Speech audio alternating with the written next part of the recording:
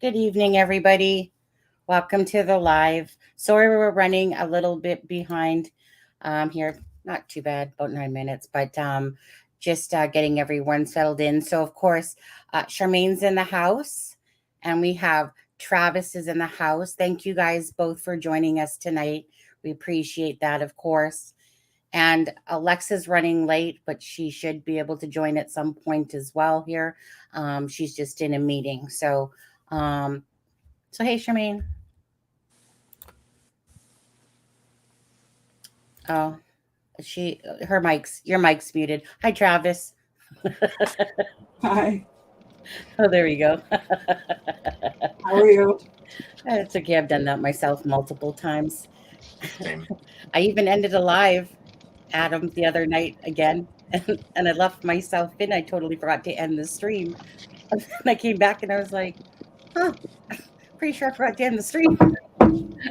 Hi, Travis. How are you? I'm good. How are you all? Can you hear me? Yeah, We're good. We can hear you. Yeah, we can hear you. Tonight, you guys, obviously, we're going to be talking about some of the documents that have come out today that I know people are very interested in, and especially one part of this unopposed motion for extension of time to respond to the petition for rights of mandamus and prohibition. Sorry, I was gonna try to play with Travis's. Oh, his thing's off. Okay.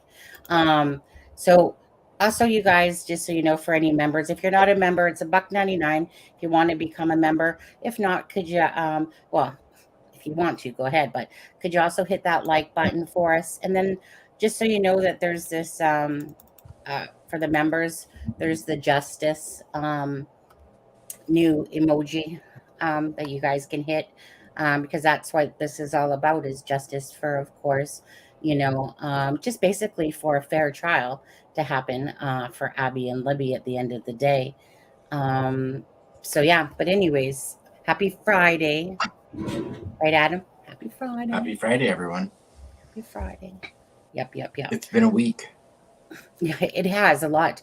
I didn't really want to bug Travis today, but I knew that this one in particular about the Attorney General one is going to be definitely a question of, like there's going to be a lot of speculation about why that has happened and stuff like that. So, Travis, I know it's your last few days or last day or so. You kind of went off, Travis. And just so you know, your mic's muted still, but I'm sure you know that about like I said, almost the end of his vacation here coming up. And I hope you've had a great vacation. I'm sure you have a month in Colorado there. I mean, I think it's safe to say though, the last week has been the best part for him. Yeah, because he joined us. Oh, and Charmaine just gifted 5. It's a Criming Shame memberships. So let me just quickly shout out to CJK. Hold on a second. So Stumble Grape, you were gifted a membership. CJK, you were gifted a membership by Charmaine. Linda B was gifted a membership. Bernadette was gifted a membership. Did I catch everyone? Let's see. 1, 2, 3, 4. Should be one more. Oh, Legacy Investigations. Never heard that name before, but welcome. Was gifted a membership by Charmaine. So Thank you so much, Charmaine. Yeah. The funny thing with when someone gives a membership, sometimes you find out who's lurking and just watching. That's why I do it. Oh, 1 second. I wait to find Greg Hughes or something was gifted a membership. I'd be so funny. I'm sure he's already a member. Yeah, right. Yeah, there you go. Hi, Miss Dog Lover. How are you? Gail Hurd, welcome. Thanks, Gail. Oh, you guys, Travis must have lost his. That's why we're all. Yeah. Everyone. Travis is in Colorado right now, and so he let us know that he's driving right now in the mountains, and that if he were to cut out, he'll be back in 10 to 15 minutes when he's on his laptop. Yeah, and then it makes us elongated when it does that. Dude. Oh yeah, I don't like that. Because I'm not centered. Wait. I know. Hold on. Let's see if it does it. Okay. My thing is like my back screen. I think it's because I'm wearing a green shirt. I like how we all kind of like match a little bit though. I'm in gray. You're in green. Charmaine's got like a greenish gray light to her. Charmaine, just quickly, is it cold out there? Yeah, I actually woke up to snow, but again, it melted, so it's okay. Oh, okay. It's not bad. It's not bad yet. Yeah. And so just going back a little bit to this, you guys, again, couple documents. Oops, 1 second.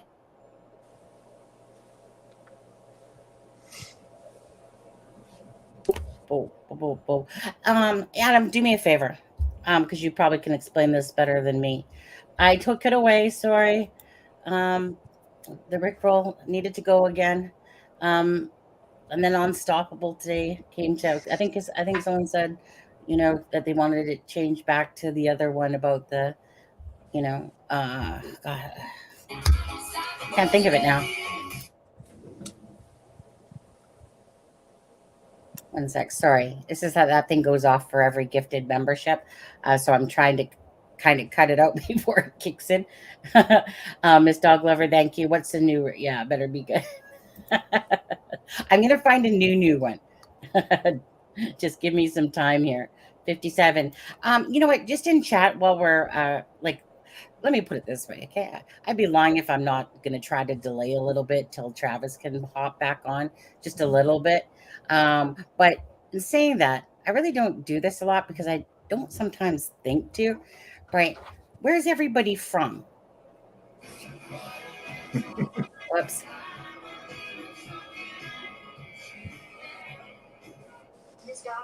Huh? Oh, that's right. Better be good. Smiley face. I forgot. So it was a different song for when Charmaine gifted memberships versus that's the one. That's going back to the other one.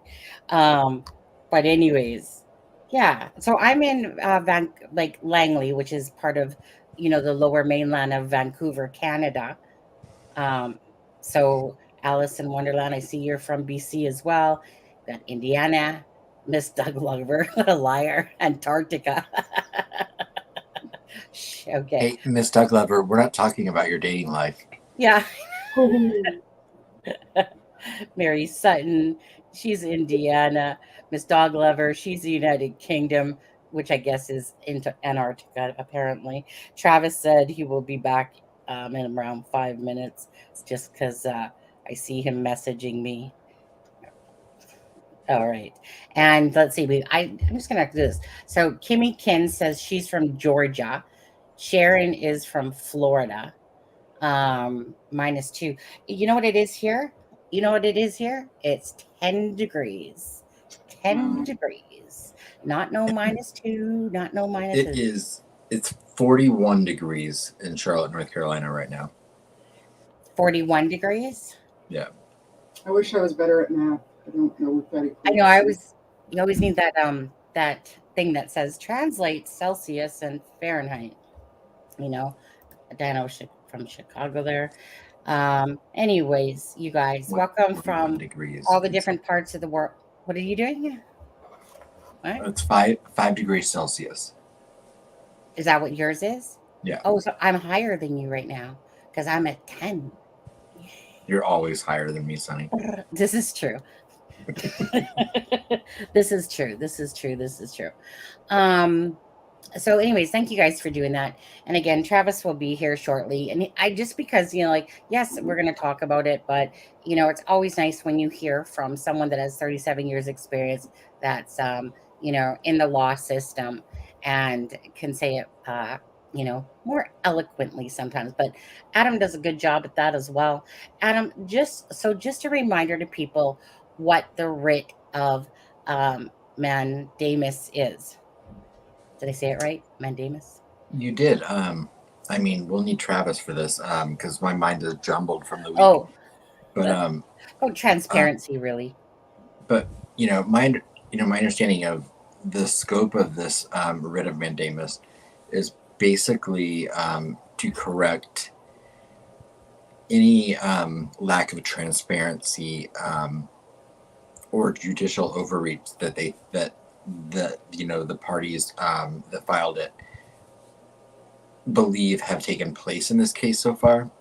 And I think, I think I can only speak for myself, but I think Sunny and Charmaine both agree that as much transparency that's possible in this case is what we're all in support of. So I know for myself, I've not read anything in this writ of mandamus that I don't support. I'm not qualified to know whether GULL has overreached in any of the action she's taken prohibiting transparency, but I'm all for as much transparency as possible, with the exception of, I feel like when documents are made public, I do feel like personal information should be redacted from them, such as Nick McClelland's cell phone number or or the names of people that are being accused of murder that haven't been implicated. I agree. I just walked in the door actually, and I was listening to Bob. It was Bob Motta that was talking. He wasn't on his own channel though, but apparently he and Sleuthy Goosey emailed Judge GULL today. Yeah. Someone sent me that from Twitter or Twitter. X, whatever it is. Yeah. Oh, did he post it? I just heard it, so it kind of surprised me. I think she did. Sleuthy Goose or whoever that is did. Yeah. Basically, there was like a 22-minute video that Bob Motta did, and in that he said that about. But go ahead, finish what you were saying there, Charmaine. Oh, that's basically all I heard, and that she actually responded to them saying that it was filed confidential, or maybe it was sealed. I can't remember, but yeah, it sounded like we're not going to get it. So well, at this point, anyway, at this point. So I was listening to that as well because I had happened to see it on Twitter just not too long before the live. So just to reiterate what Charmaine said there, so Sleuthy Goosey and Bob Motta had sent Judge FRAN GULL an email requesting the audio recording of course, the in-chambers meeting. And FRAN GULL is the one that responded back and said at this that they are confidential, basically sorry, but these are confidential. Now, also listening to Bob Motta at the start, he was talking about the writ of mandamus, and he was saying how, for basically it was to put all the documents back on the record where they belong, and as well as how disorganized he was saying that those, remember, I think you guys, all those PDFs that we got where they weren't right really... from John, that John put together and put the website out, and we all had access to. Right. Or had that. Yeah. So basically about transparency, right? And that the public has a right to see these files. Now, I remember, so Bob Motta was saying that, that Judge FRAN GULL is absolutely going to lose on that, in a sense, and that, she will have to put out the documents that are, and unseal them and put the dockets back on that she had removed from Rosie and Baldwin. And so this one, you know what, let me just pull up this one. I'll be interested to hear Travis's take on it, because, while I agree that I think that, the more transparency, the better. I can't say that, I blame Judge GULL from being apprehensive about what is made confidential and what's made public, just based on the actions we've seen that have taken place in the last month or two. And I don't want to get into the weeds as far as, blame for all that, but I just, it's hard because, we're not lawyers, we're not judges, but, there's a protective order in this case, there's a gag order in this case. And so, where does that line lie when it comes to transparency, especially when there have been breaches of that, trust in this case. Right. So I'll be interested to hear what Travis has to say about it. But yeah, I mean, he did send me a couple things earlier. And what he said was, one, the Attorney General's office has a conflict. That Attorney General's office received a request from the clerk and will be representing the clerk, and it will be a legal conflict to represent them both. So that was one of his thoughts. The other one was that the Attorney General's office believes that the right is, I don't even know this Right. word, but is materious, Sure. and thus won't take an official position. So I had to look up that word, and it says of action or claim likely to succeed. Or is he back? Oh, hold on. At the stage. Oh, 1 second. I have to. Well, and we know the Attorney General had already been party to some of these things already, so that in itself could have been a conflict of interest. Oh, I 1 second. remember when the Attorney General went on and did the interview with, I can't remember the news organization, but basically talked about the case a little bit. Okay, 1 second here. I gotta cancel. Discard changes. I gotta go Right. back over to here. Yeah. There he And is. Jeannie, absolutely. The AG has already gotten into a little bit of heat this week with the right to life. I don't want to say the word, but right to life, I guess, controversy, after Roe versus Wade. Okay. Welcome back, Travis. Hello. Sorry about that. No, that's fine. So, Travis, we're just kind of actually getting into this unopposed motion again for the extension and time to respond. So let me just go to it here. So it says the Honorable Francis Gull, by counsel, respectfully moves the court for an extension of 5 business days. I think all of us can understand that part, to respond to the realtor's petition for rights of mandamus and prohibition in support of this motion response date. So number 1, it says respondent is a special judge appointed to the pending Carroll County Circuit Court, which obviously, because she's from Allen County and she's representing a case out of Carroll County.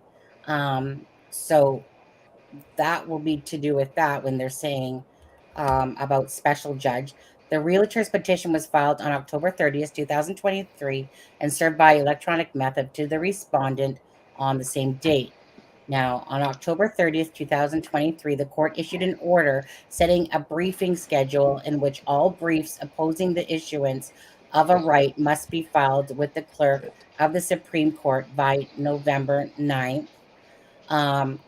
Which we've heard. But for people that maybe don't understand that, Travis, do you just want to just explain simply what that number 3 means for people that might not understand that? What was number 3? You weren't listening. Oh, hold on. There he's back. Number He's back. 3 He's back. Is that So, number 3. number 3? Number 3. Number 3 reads, on October 30th, the court issued an order to set a briefing schedule in which all briefs opposing the issuance of a writ must be filed with the clerk of the Supreme Court by November 9th, 2023.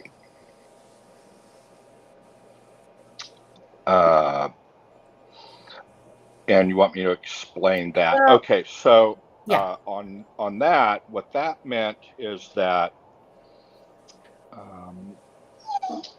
so all kinds of writs of mandamus are filed, and they can even be filed and are filed by people locked up in prison, and they're meritless and have no way they're going to be granted. And what the court does on those is they screen them, and then one of the judges on the Supreme Court issues an order saying, reviewed it, there's no chance of any merit to this, and it's being dismissed.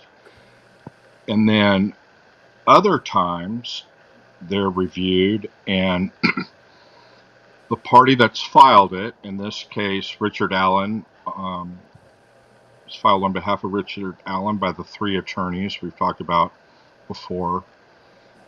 The Chief Judge of the Supreme Court, Indiana Supreme Court, reviewed it and apparently found that on its face, prima facie, had some merit and ordered anybody who wanted to respond to do so by that date.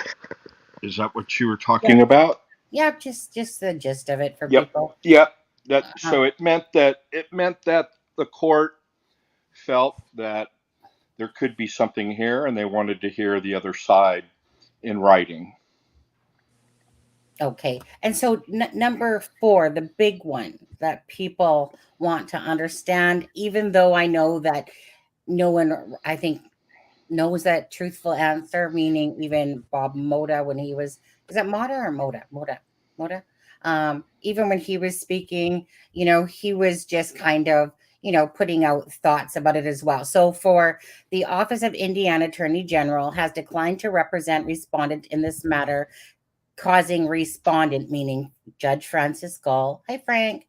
Oh, pop back out again. He's a little popping machine. You're like popcorn. Pop in, pop out. Pop in, pop out.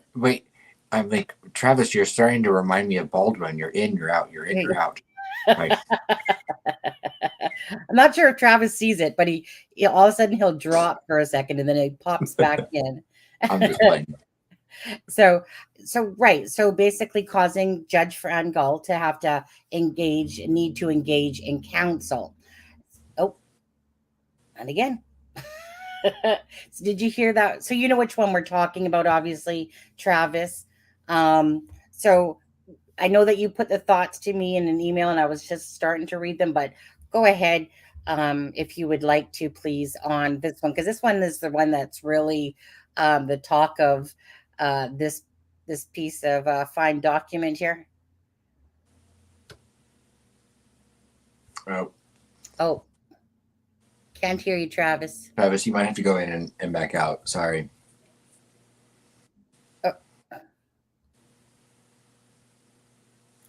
What's going on there? Travis, go back out and then come back in. Go back out and then come back in on the link if you could, because we can't hear you. Yeah. Now we're all big again. Look at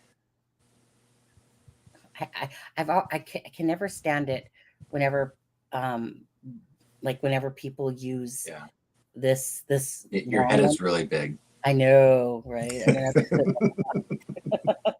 Is my neck really big too? I'll get really close to you. How many chins do I have? Husband says, let me just get past your 5 chins first. Oh. Oh no, all in good fun. Anyways, hey Frank, we'll just wait for Travis to pop back. Hey Frank. In. Hey Lisa, good to see you. Hey Lisa. Mustang. If you guys haven't hit that like, and like I said, we're just waiting for Travis. Travis is a lawyer out of Austin, Texas, and he's joined us a few times on the live. So we're just gonna get his input. But if you guys haven't hit the like, please do so. And for any members that are members, and if you're not a member, it's $1.99 a month if you choose to become a member. If it's a crime and shame, and there's that new. Oh, my husband just sneezed. At you. Hey Charmaine, what's your shirt say? East Coast Lifestyle. Right. East Coast. What does it say at the bottom? Lifestyle. That's why, Sonny? East Coast Lifestyle. Because Charmaine and I are representing the East Coast. I was going to say, Charmaine, what's up with that? We're West Coast. Well, you're mountain, but I have family on the East Coast, so fine. All right. I don't know. It's my bedtime shirt. I was in a hurry when I got home. I was like, oh, shit. Pretty sure she said, did you go shopping in Whitecourt, you said? I did. Yeah. You guys, we're just waiting for Travis to pop back on. Let me see on there. Anyways, very important question. Diana says, how do nacho cheese Doritos match up with ketchup chips? Diana, they're completely opposite. I can't even really describe the two. If you've ever taken a plain Ripple potato chip and dipped it into actual ketchup, that's what a ketchup potato chip tastes like. Whereas a nacho or a nacho cheese Dorito is going to taste basically like a Nacho cheese. tortilla chip with nacho cheese on it. Adam, today at Walmart, I found hickory sticks, but they were salt and vinegar flavored. What? And I got them just because they're salt and vinegar flavored hickory sticks. And I tried them, and I don't know. It was like eating the bottom of a bag of Lay's salt and vinegar chips. Not bad, but I was thinking hickory sticks, so it wasn't Right. for me. But weird. I mean, that hickory flavor is. Hold on. Wait. Did I just hear Charmaine correctly? Is she dissing hickory sticks? No, Salt salt and and vinegar. vinegar flavored hickory sticks. It's not the same thing. Oh, that's a bit much, I think. Yeah. Yeah. Essex. Hi, Sarah Harvey. How are Hey, you? Sarah. Yeah, Stephanie's in the house. Peace train. So- Did I? It's Go ahead. late for everyone in the UK, but thank you for joining us. Yeah. You guys are laying in bed, aren't you? Watching. Peace Train says, did I hear that the Supreme Court has already responded? Well, I mean, they responded to, let me see. I think this is the one. Oh,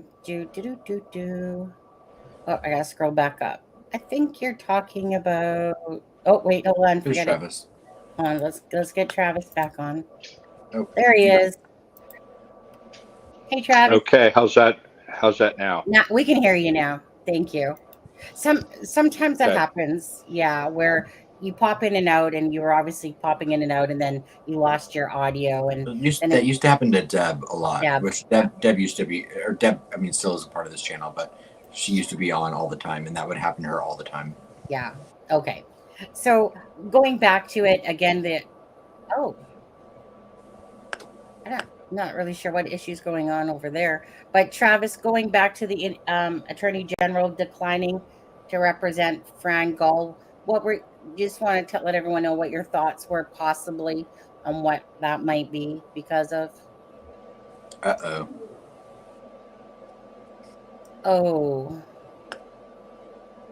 Oh, Travis. We lost your audio again. Travis, we lost your audio. Can you hear it? We lost your audio. 1 second. Lost audio. Okay. Can anybody read lips? Can you hear us? Travis, we lost your audio.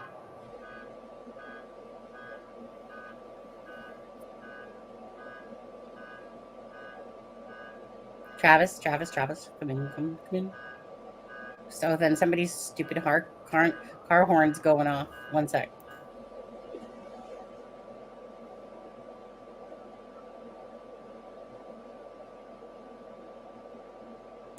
Right, Miss Doug Glover?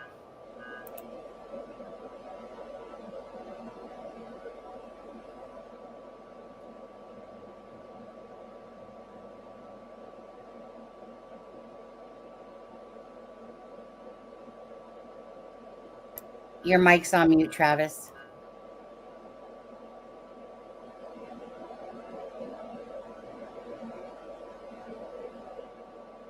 Yeah, someone's car alarm's going off.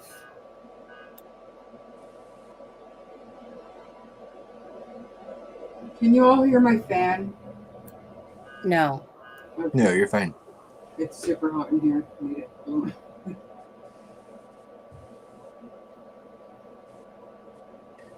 Yeah, someone doesn't know how to turn off their alarm.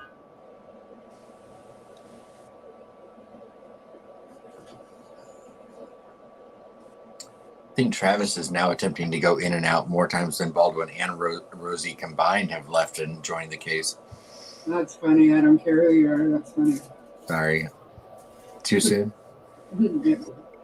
Actually, perfect timing. I'm curious that Frank posted that. I don't even remember. I'm so tired. But he posted something. It was like an amendment to a law or something. Oh, the one with all the lines through it? Yes. My ADHD could not read that because all I focused on was the lines. the parts with the lines through it. Well, it was just like typed in red, and I thought, well, this seems important, but I couldn't get the time today to read it. You guys, I'm on mute, but I have a car alarm going off. Travis, if you could go back out, close down your browser, reopen it up, and then come back in the live, because there's some sort of connection issue going on from where you're sitting or something. Yeah. But the car alarm's going off in the back, and I don't want people to keep listening to that, because some moron obviously Corruption. can't turn off of his car alarm. This is clearly a sign of corruption. I feel like Carol You have can. no idea. Like one of my dogs is like, they're both laying right here. One of them has gas. It's rancid, and it's hot in here. It's just gross. I mean, it's so gross. Hey, Okay. Travis.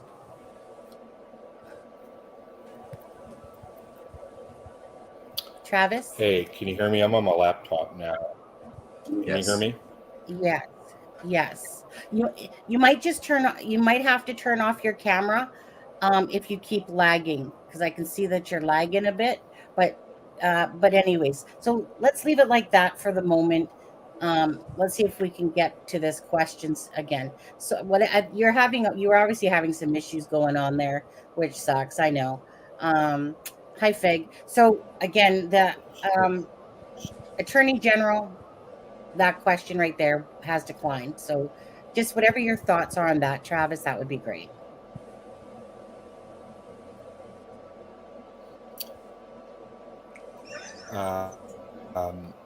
Okay. So, sorry about the technical problems on mine. Yeah, the AG denied representation, so that's most likely a conflict. I don't think it's a conflict from representing the prison officials. That was a totally separate issue and really wouldn't raise, to you, Sonny. One conflict could be the writ named two parties, the judge and the clerk. The clerk may have just sent hers off first. It got to the AG, and they accepted a defense on her behalf, determined that there's a conflict in representing both of them, and so they told Judge Gull that she needed to get her own counsel. Another possibility.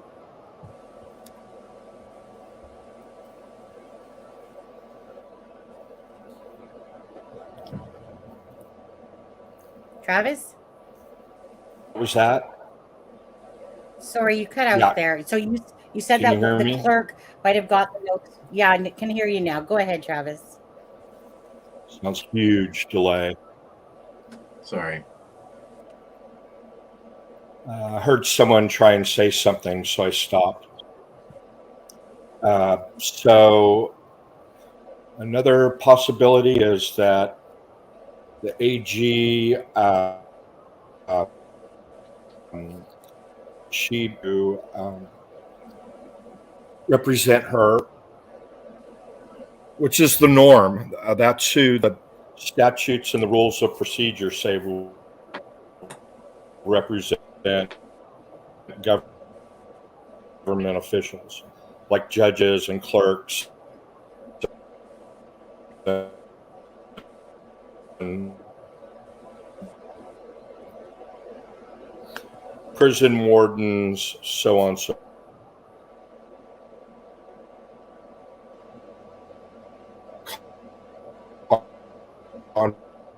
conflict there. Travis?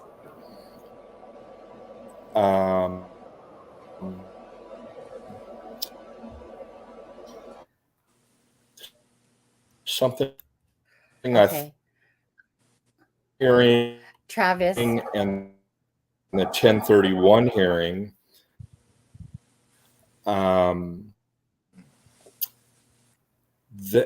she may have brought that up.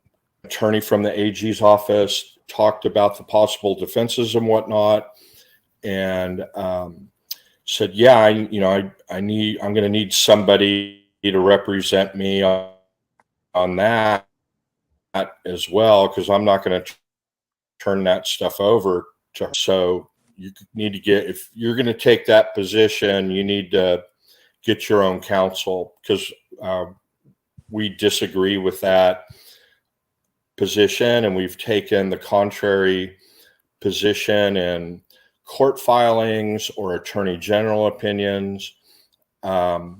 It could be a matter of that there's another rule, and I'm just not familiar with Indiana law. There may be some obscure rule that says the AG's office is not going to get involved in writs involving the what's that called?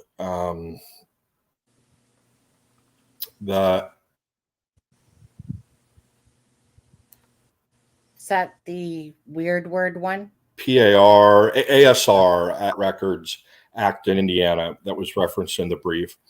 And could be all of those reasons, could be none of those reasons. It's not a big deal.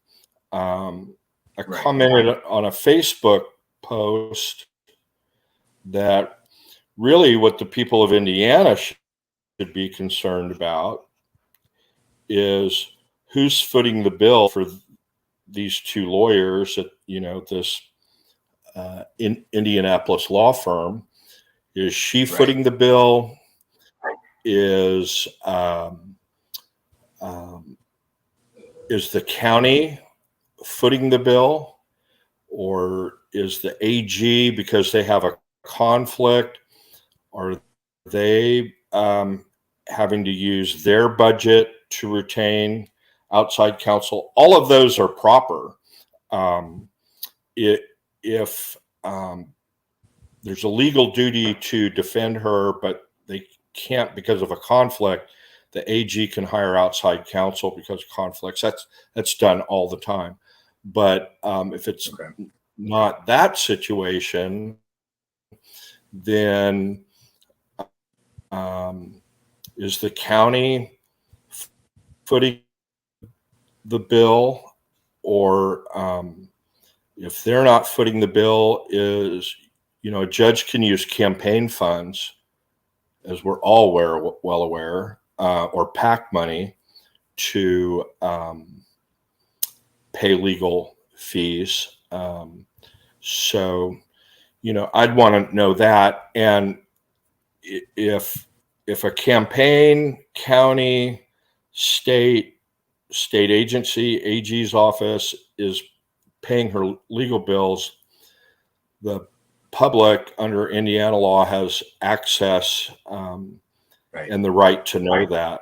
So the governor, the AG, the elected AG could, have his own issues or whatnot. It doesn't affect this level. So we know there was two attorneys that were representing from the AG's office, representing the prison officials. And you sent me something recently, God bless you, Sonny, that one of them was withdrawing because they were going to a different firm or different job, right? And leaving the other. Now, Adam could be right that for them to have a conflict, that they've represented other folks on that issue. But correct me if I'm wrong, Adam, the AG's office was representing the prison officials in order to present what their issues were. That they've represented the Department of Corrections in the state of Indiana. Look, we'd rather not, but right. But for what? To explain the patches, or to say that to prepare the affidavits for the prison officials, or there have been a few instances where they have they've asked. There was an inmate in Westville that wrote a letter to the court. There was a hearing in June in which the warden was a witness in, and my understanding is the AG's office represented any interest that the prison had thus far in this case, in any court matter. Okay.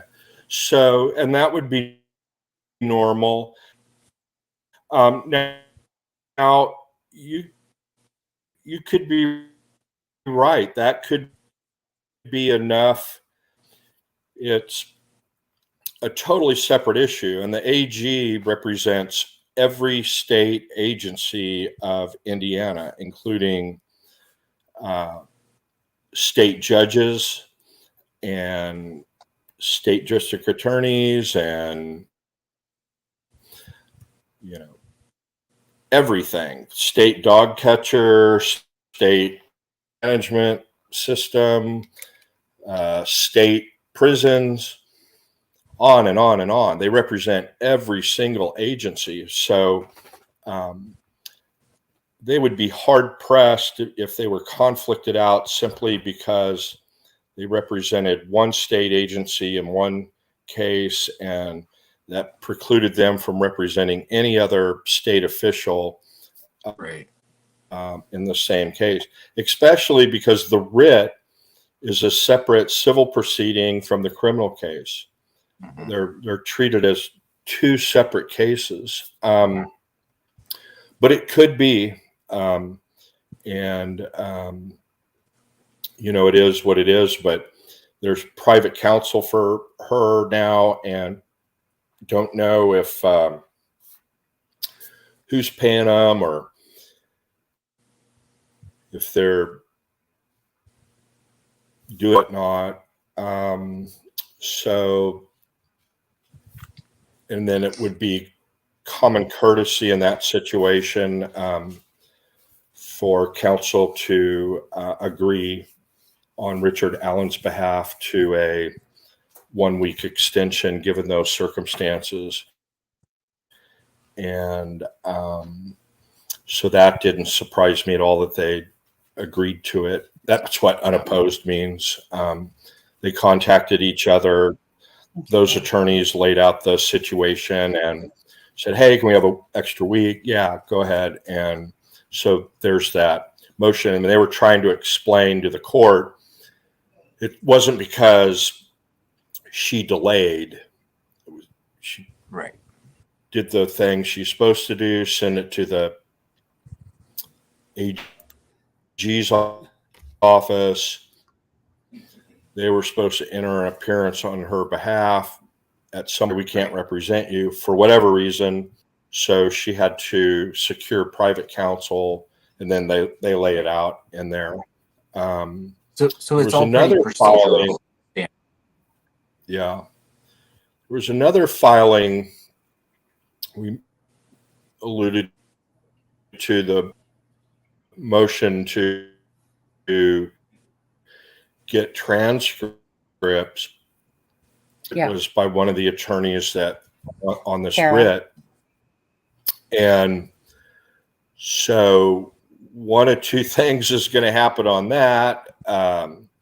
She'll grant it, and that attorney will get the transcript, which will undoubtedly become an exhibit to a supplemental exhibit to the briefs, and everybody on the face of the planet will have them, or she'll deny the motion for the transcripts, in which case I predict that they will amend the writ to on the denial of those transcripts. And I don't think Judge GULL wants to let the one with the in-chambers discussions, hearing, whatever you want to call it. I really don't think she wants to let that out. And I think she is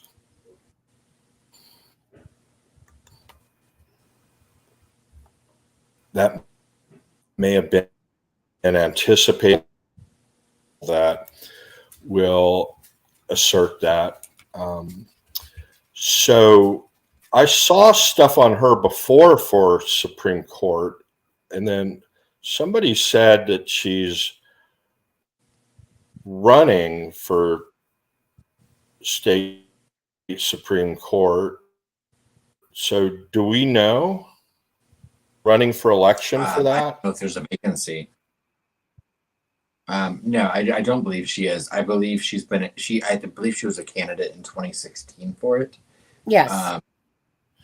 But thank you. No, there was a vacancy, and they have a process. How do you say it, Sunny? Process. A process. Yeah. Process. And it's very, very, very open, and over 20 attorneys applied, and she didn't even make the first cut. So I don't know if things have changed a lot since 2016 for her, but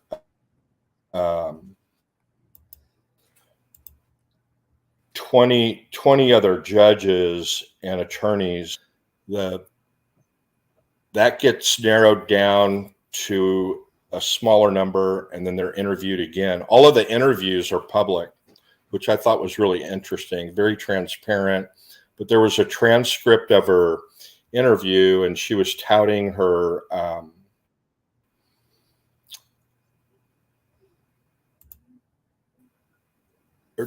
touting herself being innovative, and this is the one I have on screen, actually. The one that you're talking about, being innovative. Yeah, that's the one, 2016. Yeah. Yeah. And so she hadn't been I don't know how long she'd been a judge by that point, but she, from what I read, and I may have misread it, correct me if I'm wrong,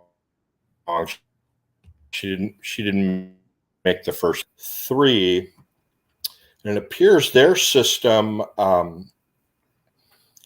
the governor has, I'm not sure what input the governor has, if they choose from one of the three, or if the governor's totally out of it.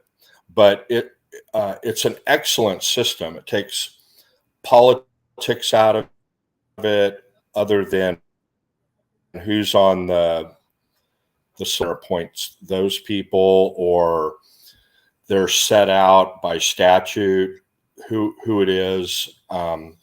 But in any event, it's an appointment to fill a vacancy, and then I guess they have to stand for election at the next election. But I thought the process was very good, but I don't know if how they rank things have changed from 2016 to now, to where she would be a much higher, her matrix numbers, algorithm, whatever the hell you want to call it, that her numbers would score much higher. But it's only to fill a vacancy. If someone just announces, I'm not running again, then she would have to announce as a political candidate. I'm not sure if if they go by political party in Indiana or not, or if they're nonpartisan. But then she'd have to go through a primary process, and then it would get narrowed down to two, and whoever the two top vote getters are they'd figure out who got a majority, and then, they would go on and do it. That's nonpartisan. Otherwise, it'd be the normal system. Democrats would put up one, Republicans put up one or more. They'd have a primary, get it down to one Democrat, and they would run against one Republican. And I'm not familiar with how that goes there. Many states, Nevada, for example, they've eliminated the partisanship of it. On paper, you don't run as a Republican, you don't run as a Democrat. You do in Texas. Everybody knows who's conservative. Everybody knows who's, quote, liberal, who's Republican, who's Democrat. Everybody knows, and that's how they campaign on stuff. You'll see, a judge with conservative values, or whatever they do to identify themselves with one political ideology or the other. But anywho, I thought that they had a very good system for that, and I may be wrong on all or part of it, but I did see something from a long time ago, 2016, and I've seen a couple of people say, she's running for Supreme Court, and, she'll likely be on the Supreme Court. I don't see any of that from this 2016 article, but if there's something more current I haven't seen, then, I don't know, but I didn't see anything more current, but yeah, I mean, she wasn't even a top contender back then, and just quickly, Travis, because what it says here was that 3 law practitioners from Fort Wayne were among the 29 candidates who interviewed to fill the open seat in Indiana Supreme Court, and then they basically are just showing them the 3 people that are from the Fort Wayne area, which is right. Felt. Then, so yeah. Then that commission released the interviews of her and the other 2. Yeah. And then I went to that commission and found out that that got narrowed down to, I forgot, I thought it was 29. So, about 30 file an application for it. And I think it got winnowed down to about a third of that, and then down to 3. And then, I don't know the particulars, but yeah. She did not make the big cut. So I'm sure if there's another opening, or that it'll go through that similar process. And her stature among, let's say, another 30 submit applications, it's now 7 years later. So her stature may have gone way, way, way up. I don't know how long the process is, Yeah. Heaven forbid a Supreme Court justice passed away or had a disability or something, and there was a vacancy, and it's a 3-month process, Yeah. And she made it, then we're going to be looking for another judge anyway. So, okay. So for what Travis was talking about, he was talking about the process of in the Supreme Court, of when Judge GULL put in an application to be one of the candidates back in 2016. And Travis was saying how he basically likes the way that Indiana, I guess, is set up that way. Right, Travis? And that and something about a political. So if not that way, then a political way or something like that, I believe you said. I don't know much about it. It goes by, they're attempting to find the most qualified person for the job, and versus an election. And so, and it's all a function on who is on the rating selection committee, whatever you want to call it. And if you have if you have someone from the state bar appoints a person, someone from the Supreme Court appoints somebody, maybe the defense bar, the plaintiff's personal injury bar, I don't know, but you get a fair group of stakeholders that know the law, and trial lawyers essentially, and they do the interviewing, and they're truly looking for a fair-minded person, not somebody always decides with the insurance company, or somebody always sides with a person that's injured by a product or something, or a prosecutor or defense attorney. But if you're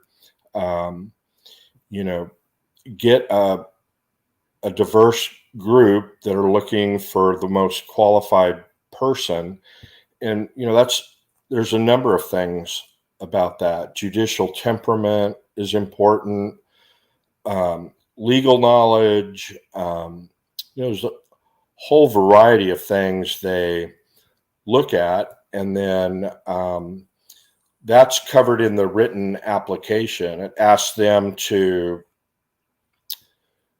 submit things to show the commission, the committee, why they excel in these areas. But it's just a different process that then somebody who has a lot of money, which is what you need for a statewide campaign in Indiana, Texas, bigger states. You need, probably a couple of $1 million or more. And, it's more of a popularity contest. And because any attorney in good standing is eligible to run for judicial office. So right. All you need to be is an attorney and not have been in any trouble, essentially. And so I like that system that they're looking at people that have a lot of trial experience first to get to be a trial court level judge, and then I'm presuming they're looking for people that have had have been a judge and heard a number of trials and know what the real issues are that come up day to day, because they're not all, these lofty issues that the U.S. Supreme Court hears on, really tough social issues. It's primarily what the state Supreme Court hears are cases of first impression in that state, criminal and civil. And,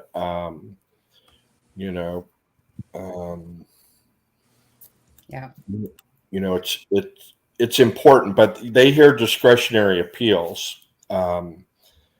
They hear appeals from the lower courts, unless it's a direct action, which is what a writ is. So. Mm-hmm. Right. Oh, I was going to say, not to cut you off there, but can we go on to number 5 now? I mean, I think there was a lot of people that were confused what you were even talking about in the chat, you guys. What Travis was really talking about was, again, what it takes to become us into the Supreme Court of Justice, and that FRAN GULL, right. Had put in an application, back in 2016. Right. So he was just explaining the ins and out and that. I get it, Oh, sorry. I conflated the two. So Why was she denied a defense or representation by the AG? Conflict, and then we went into the sub things. And then, sorry, I shifted gears. I've seen on Facebook and other social media comments in different places that he's running for election for Supreme Court. And I just was asking if anybody knew something that I didn't, because I'm not sure if there's actually a vacancy on the Indiana Supreme Court right now. So, to my understanding, she's not. But I think that it would be hard to argue that she's qualified to be a candidate. Whether you agree that she should be or not, that's debatable. Well, any attorney is qualified to submit an application. So she and 29 others submitted an application 7 years ago, and she didn't make the cut. That's what we were talking about. And I don't know if things have changed.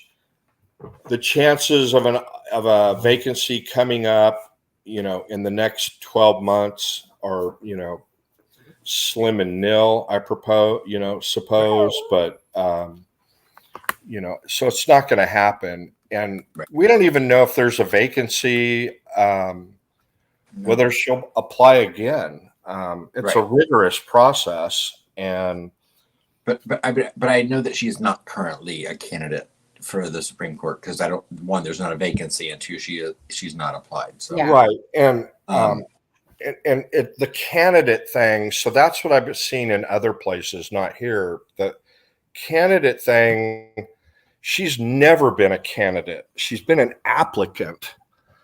Candidate's a whole different deal. You file notice that you're going to run in the election, and it's a big deal because you're raising money for your campaign, and it brings up a whole bunch of other issues. But in these other things, I said, she's a candidate? You got to be kidding me. No. Because it raises a whole bunch of other ethical issues. And so, that just seemed really surprising to me. But she... I know it's a technical difference, but when you say candidates, in the past she's applied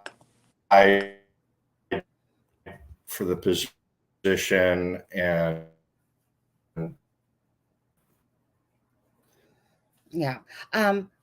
Travis, you're cutting in and out a little bit. Be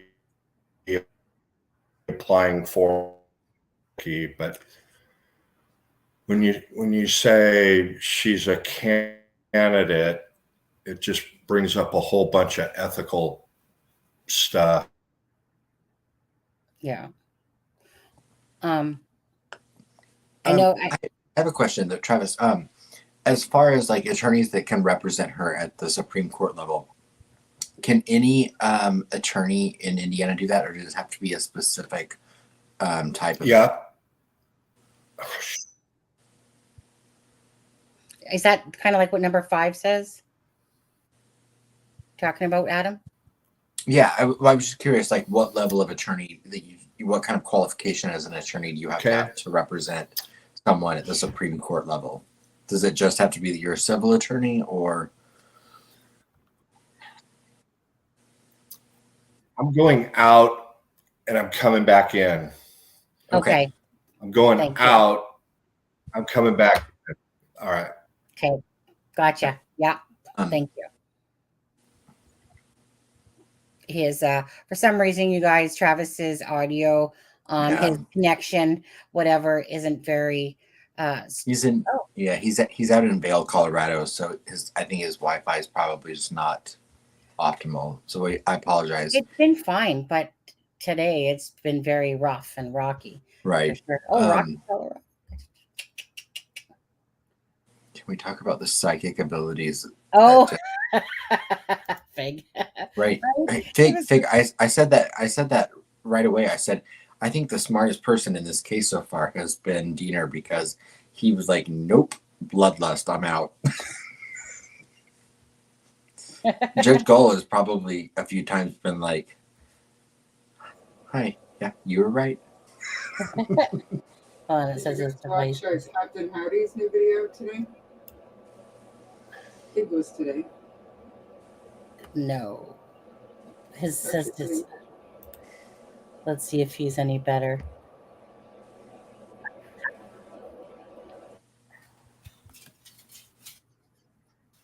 Travis? Travis? You know what I suggest, Travis? If you haven't done it, I suggest rebooting your computer. That's his face is frozen in time. Oh, there we go. It moved again. Travis, if you can hear me, I suggest honestly just rebooting your computer.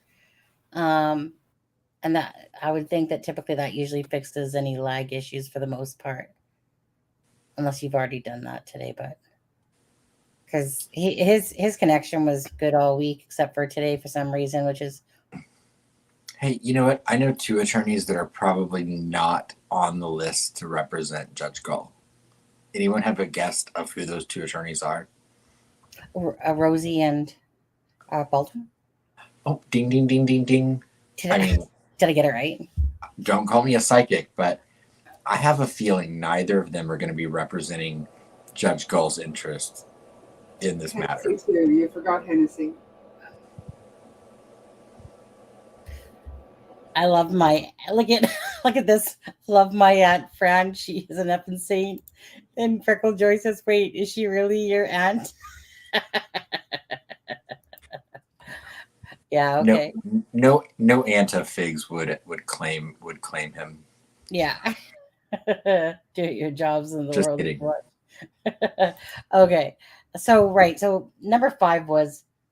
We'll get through this. I'm sorry if you guys felt a little confused there, because some people came in after the fact of when Travis was explaining, and again, he was just really talking about the whole Supreme Court, that she was an applicant. She wasn't actually like, what's what I'm looking for?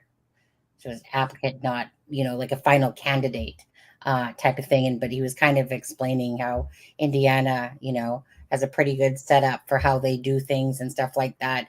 I get it, right? When we're not in the law system and don't understand it. And the minute I hear political, I like, ching, Right. It just goes in one ear and out the next. But on November 2nd, 2023, respondent asked, I'm literally looking at this chat. So $199 holla. So represent in this matter. Thanks, Miss Dog Lover. Thank you. We all know she should be in bed, but she's not. Oh, wait, hold on. Let's try this again. Ooh. Let's see. I don't know. I'm not feeling it. Did you pull him up? Oh, yeah, but it says device not connected. Wait, hold on. Now add to stage. This definitely like Travis. Well, come on. Have a little faith. Travis. Wait, are you talking about the Carroll County? Are you Clerk? feeling it now? I'm feeling it. Well, I'm feeling the lag. No, let's see if you're better. Did you reboot your computer and then come back in? Ooh, that's just a big old lag there, isn't it? I'm probably going to reboot mine now. No, I can't reboot. I mean, I've got too many windows open like I usually have. it's 1 sec. It's just the Wi-Fi. So let me, I'm going to try the phone again. We'll see if that's any better. Right. And maybe is there a different place maybe you could go to? Closed all but one. Yeah. Yeah. Just if there's a different place that you could come to, maybe your connection. Sometimes you just have to move areas from where you are. Oh, there we are. All pretty again. There we are. Good. Thank it's always you, shocking how good. It's always shocking how good we all look when we're so close up. I know, right? You guys, especially Charmaine down there. I deserve $1 for every chin that I show you guys when it gives a close up like that. Anyways, okay. Thanks, Wonder Girl. By the way, I think Freckled Joy's talking about you there. Is she? Where? Turn which one? She said turn the camera off so you don't need so much bandwidth. Right? All right. Well, you know what? As long as you're having fun and getting information, even though it keeps coming in and out. Wonder Girl, how did you know? Wonder Girl. She's Wonder Girl, of course. Oh, hold on. Let's see. Add stage. Let's see. Are you better? I'm back to my phone, and so it sounds better on my end. Sounds better on our end so far. Much better, yeah. Okay, so Adam, almost a lawyer. That's your new nickname. What was the question? Is can any attorney represent her in the Supreme Court of Indiana? No, I asked if you had to, if you just had to be a civil attorney to represent her in the Supreme Court, or if there was any qualification you had to have. So first, most state Supreme Courts, and I'm pretty sure Indiana is the same, we have a unified bar. So you sit for one exam, and it covers criminal, civil, real property, family. In Texas, it has oil and gas. Indiana probably doesn't have oil and gas on their bar. But anyway, you take all of the main subjects. Once you pass the bar, you're licensed in every Indiana state court, including the Supreme Court. Okay. So you don't have to have particular emphasis or specialty or have been a lawyer for a minimum number of years. Now, to be a member of the U.S. Supreme Court, which I am, you have to have been an attorney somewhere for at least 5 years. But anybody can represent her that doesn't have a legal conflict. And so, like, why isn't the DA representing her, or why isn't the county attorney representing her? Right. And per their rules and procedure and statutes, the go-to is the Attorney General. And the reason behind that is that you don't want, I don't know how many counties there are in Indiana, but let's just say there's 100. You don't want 100 different county attorneys or 100 different district attorneys pursuing their own little agenda on laws and issues that have statewide implications. So when it comes to interpreting a state law like this, Courtroom Records Act, whatever it's called, I can never remember the initials, but anyway, it's clearly the subject of the writ, and what's being complained about in the writ is non-compliance with that statewide act. And so they typically have the AG do it so that the AG is representing everybody in the state, all the county clerks, so that, there's one uniform law. Does that make sense? It does, yeah. You don't want one clerk in Indianapolis saying, oh, everything should be filed. Nothing should be, everything should be public. Nothing should be confidential. And you have a clerk in another part of the state, Terre Haute, saying, nothing should be public. It should all be private unless, somebody makes a request. So the legislature decided upon this system, the Court Record Act, I'm going to call it, even though that's not the real name. The AG is given the responsibility of interpreting what they think the legislature wanted to achieve from this act and trying to have uniform application of it. So that's where they start. And then if they have a conflict, then he either hires outside counsel to represent the judge, or they told the judge, because, it's not clear on that at all. All he says is it took her some time to retain me, or I don't even know if they use the word retain, but it's clear, hire him and his co-counsel, their same Indianapolis firm, and doesn't say anything about payment, or it just says, she hired me yesterday and business days and I need another week. So I didn't hear that last part because you cut out. Oh, don't tell me that. Just the very last part. The judge, the unopposed motion for continuance, the attorney doesn't specify.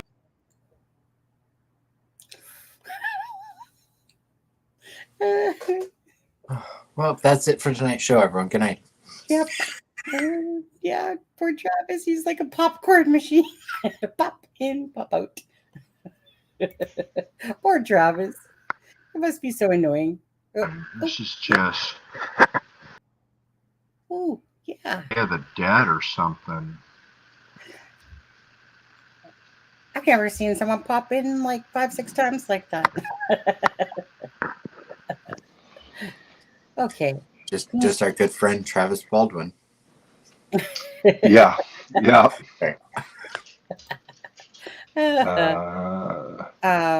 There's an episode of MASH TV.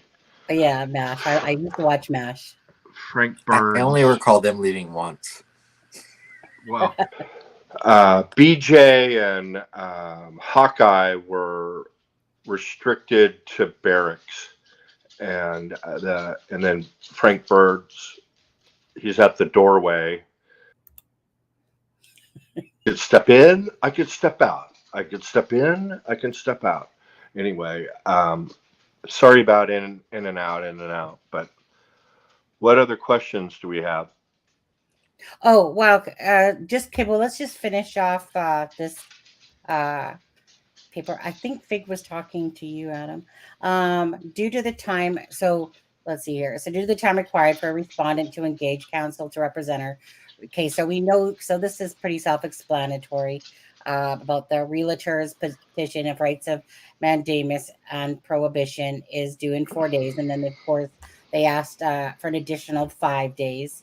Counsel for the realtor does not oppose this request. For this one, respondent respectfully moves that this court grant the respondent an additional 5 days for this one. And then we have the order, which is basically whoops, that's way too big. Maybe a little bit bigger. Was it a proposed order, or did they go ahead and grant it? They granted it. Right. Yeah, okay, good. All right. Yeah. So it was granted. So basically this order came out, the one that you just saw.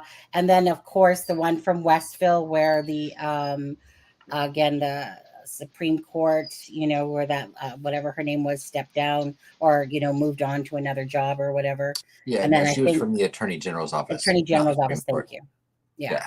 And then Rilken would be, taking over it, whatever, since she left. But, right. Well, we just keep going back out and in, or not us. Okay. So bottom line, whoops. Ooh. Mm-mm. Oh, my main question is, where is Alexa? Well, Fig, that's $1 million question right there. We had our first fight tonight, and I'm worried about her. Oh, okay. So just so you know, she's in a meeting.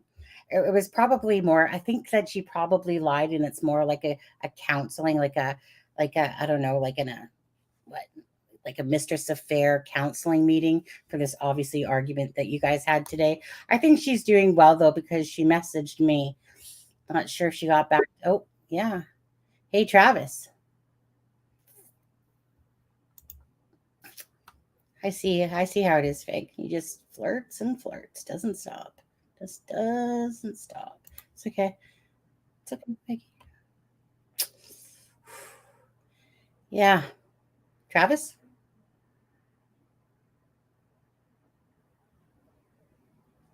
Charmaine, how are you? I'm good. I'm listening and trying to learn between, the in and outs. I lied to you. It's kind of funny. Okay. I was gonna say I lied to you before. I do hear your fan. You know, like when a needle drops and you can hear it, then I'm like, I think I actually can hear your fan. It's just so hot in here. I can't. Yeah. I know. No, go ahead, leave it on. It's not horrible or anything like that.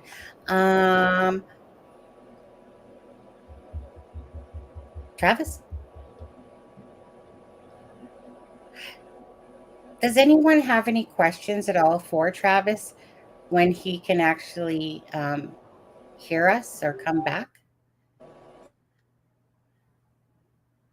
Oh, my. You know, I really hate it when all these chins come in there, Diana. I'm just going to do this until it comes back again. I just, yeah. It's when it goes into those long windows. Oh, hold on. Let's see. He moved outside. Let's see if that's going to work. Poor Travis. I'm so sorry, Travis. Come here. Yeah. Oh. Mind you, at the end of the day, it's not our fault. It's just the connection that he's having a bad connection. No, I know, but I know how that feels, and it's. Oh, yeah, Deb. Remember Deb when she'd be like, "Oh." Well, I've been there before, where it's like you can't get it to connect the right way, and you don't know what to do. So.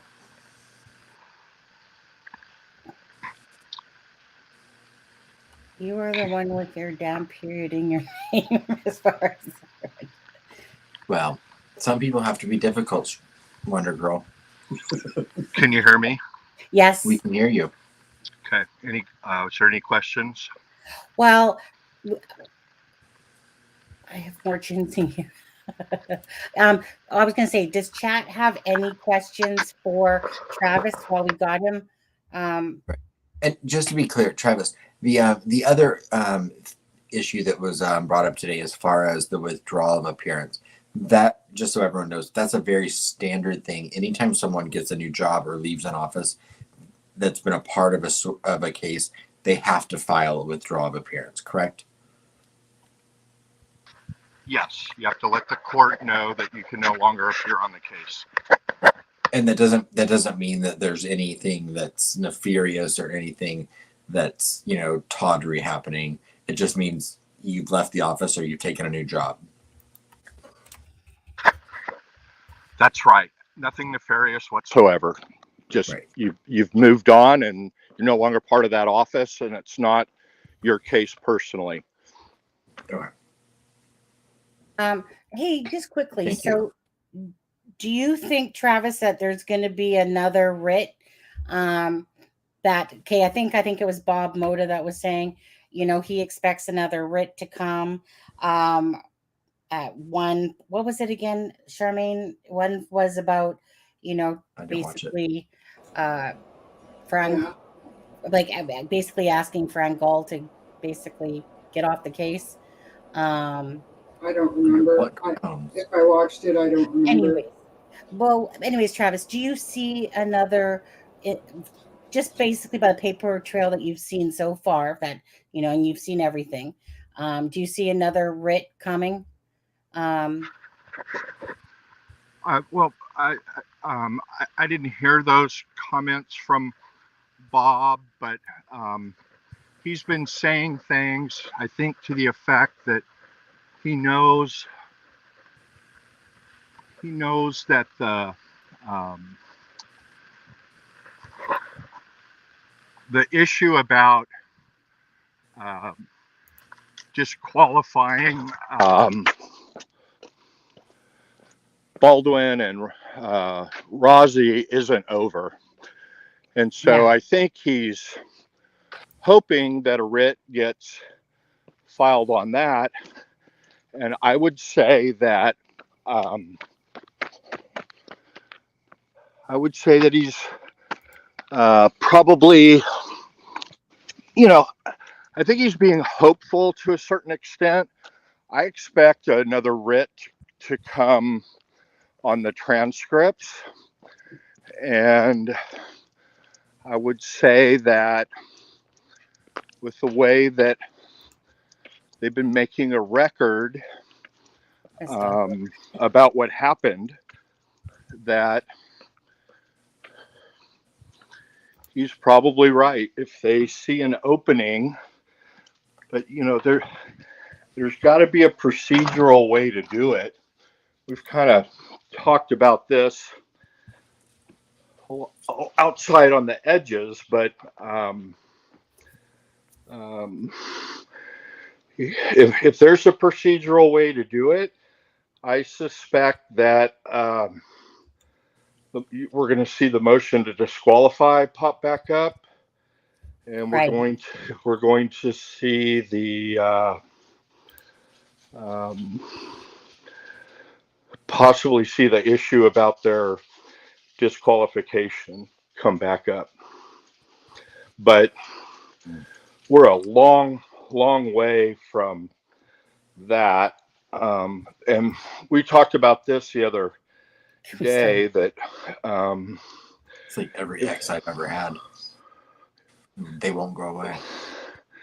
Yeah, it's but Hennessy, like I said, I suspect is fueling that, because he was on and I commended everybody to read his supplemental record thing that he filed, the written thing. And he's on their commission, or was the chair of their commission for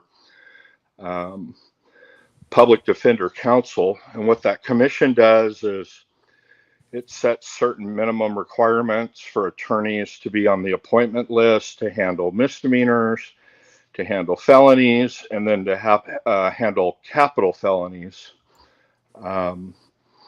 which is why I kind of always wondered. So the state is required to file a written notice, but I'm not sure by when, that they're going to seek either the death penalty or life without parole. Yeah.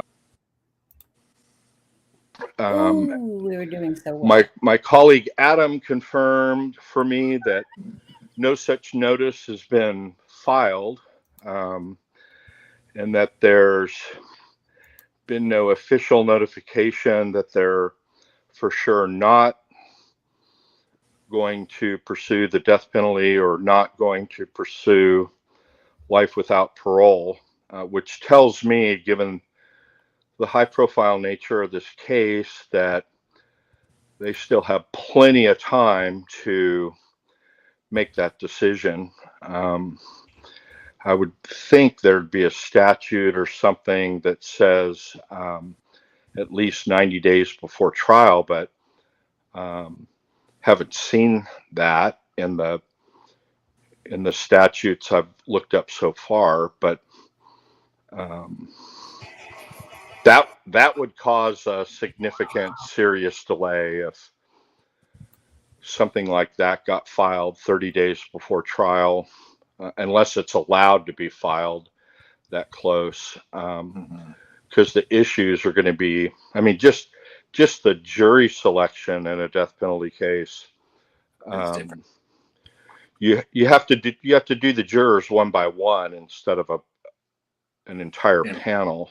Right. And so jury selection in a death penalty case typically takes about a month just by itself. So Right.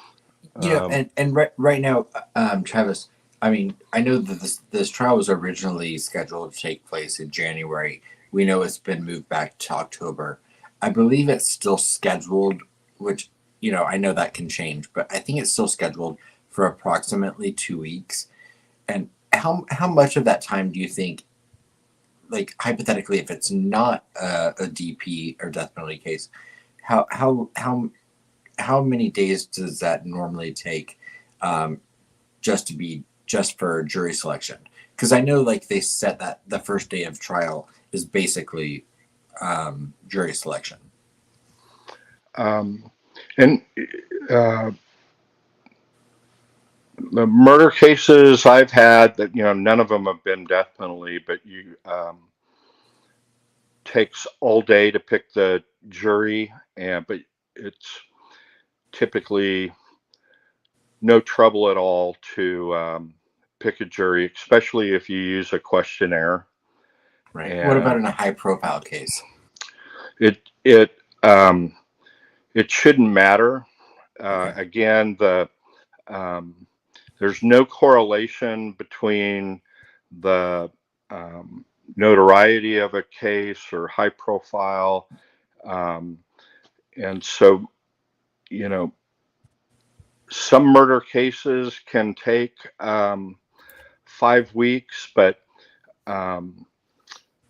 it really depends on the number of experts. That's the most time consuming part. If the state has a bunch of experts, Right. and we only really know of one, tool marks on an unfired shell casing and being able to match that up to a particular gun. So that's going to be one or two, and then you'd have one or two on the other side from the defense. So that's probably a couple of days, but Right. you don't have. Go ahead. I believe that was the only expert that was. I mean, we had a short snippet of the state's witness list, and I believe that the tool marks expert was the only witness we had on there, right? Sonny? Oh, Do you remember? yeah, I was too busy looking at Fig's That's. comment. I know that seems like a million years ago that we had Right, that little say it bit one of more a time, witness you want- list. What about the witness list?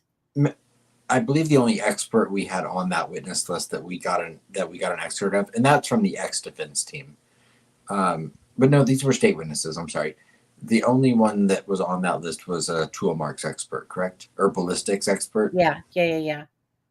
Sorry, I didn't mean to interrupt you, Travis. I apologize. No, how many witnesses total?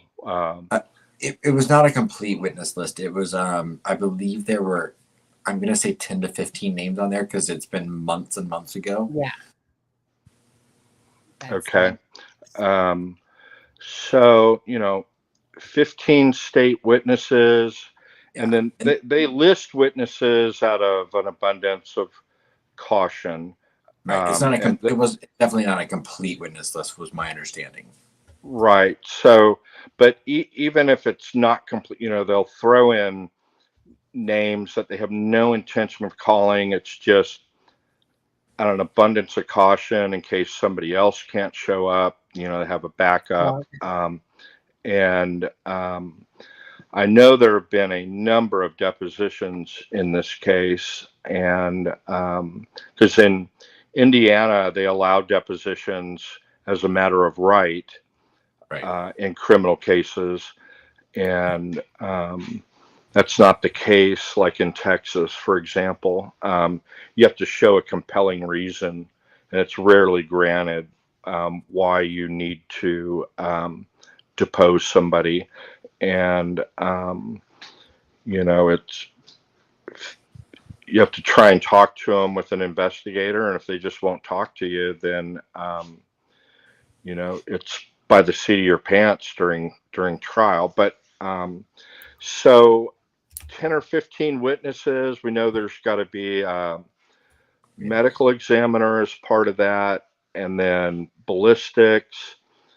That's a couple of days, and then typically you have, one or two lead investigators, and so 5 to 7 days, and then not to mention witnesses, and then the defense calls theirs, and they typically want 2 to 3 days. So now at one time when I checked the docket, they only had allocated 5 days before, I believe, before it got continued to October.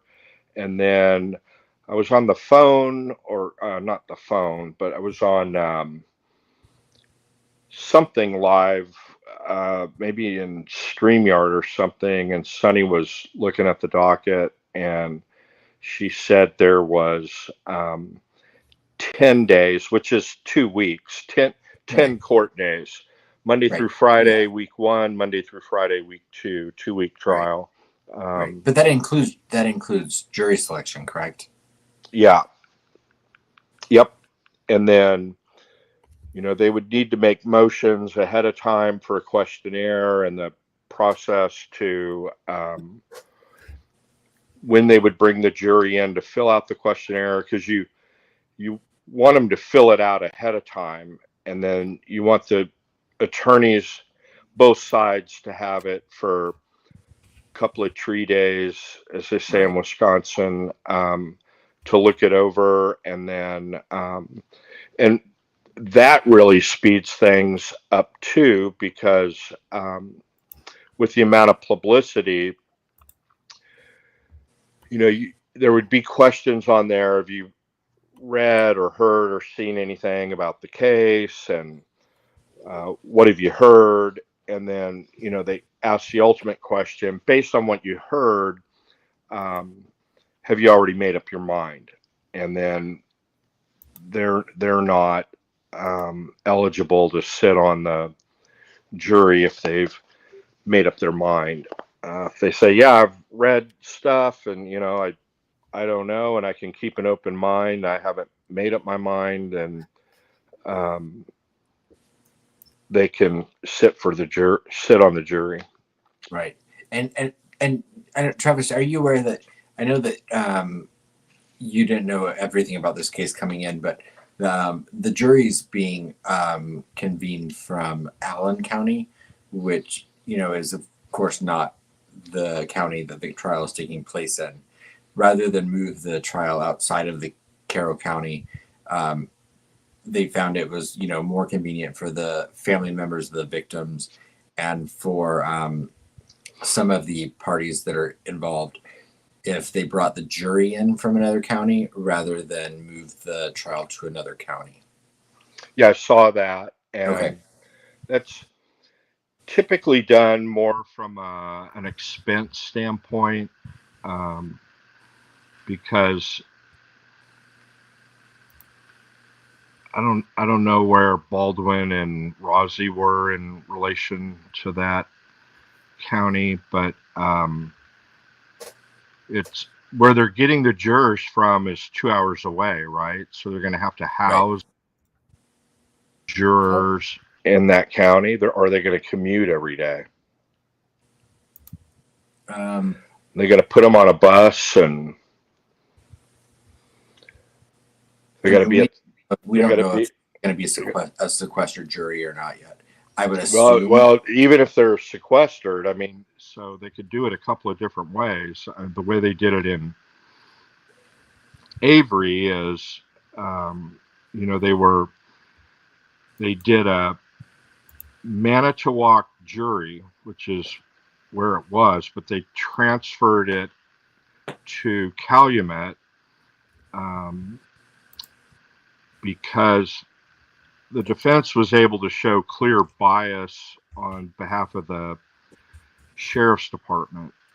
So the judge agreed and said, yeah, there's no way we're going to let Manitowoc Sheriff's Office house Stephen Avery, and there's no way we're going to allow Manitowoc County Sheriff's deputies to be around this jury, and we're just going to keep it clean. So the jurors hopped on a bus, a charter bus, every morning in Manitowoc County, and they were bussed up to Calumet, Right.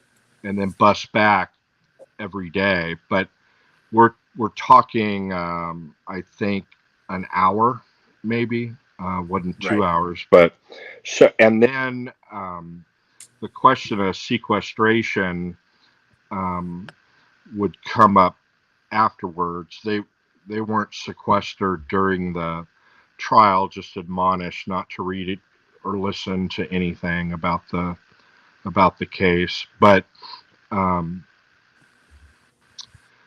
so yeah, if they're having to commute 2 hours up, that means they got to load a bus at 7 and get there at 9, and that just sounded like a logistical nightmare to me. So it sounded like they're going to need to secure lodging for all of them, and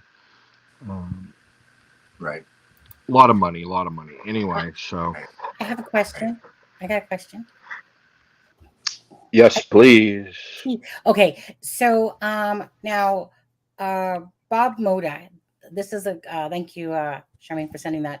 But Bob Moda made a comment about a stay, basically that he thinks it will be filed on Monday, seeking a stay of the trial, reinstatement of Baldwin and Rosie, and removal of Gull. So that's what I think. Anyways.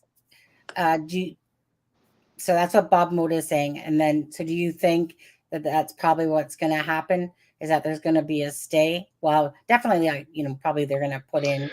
Well, there's not going to be a stay unless that motion gets filed. But the only person who can file a motion to bring the disqualification motion back in, and so those are two separate things. Right now, the only people that can file a motion to disqualify are the two new attorneys. But as all,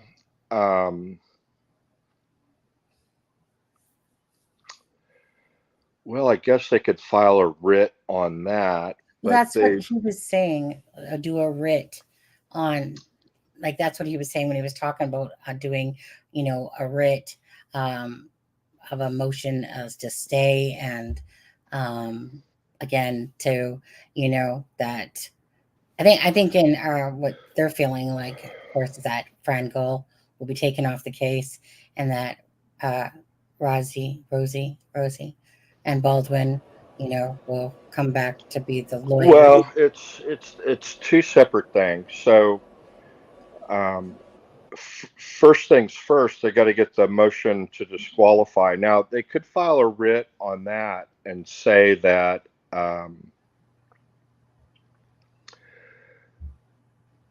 the judge had no authority to yank those pleadings. Right. They were order was filed. She didn't file that order until after the notice of continuing representation was filed and the motion to disqualify was filed. She didn't file her thing until after that, which is a pattern with her. But so they'd have to file a writ, and then as part of the writ, ask for a stay. It makes sense that they've asked for a transcript of that in chambers hearing, that they would need that as part of it. So they've filed a motion, and if those motions hadn't have been stricken by Judge Gull, then the normal process would be, and we've talked about this before, it'd be assigned to an independent judge, probably somebody, a visiting judge outside of the county, assigned by a presiding judge typically. And then everything stops when that happens until the judge comes in and has a hearing on the motion to disqualify and rules. So the writ simply saying what she did was improper in striking those pleadings. This needs to go back, and the motion to disqualify needs to be heard. Now, I think Bob is to some extent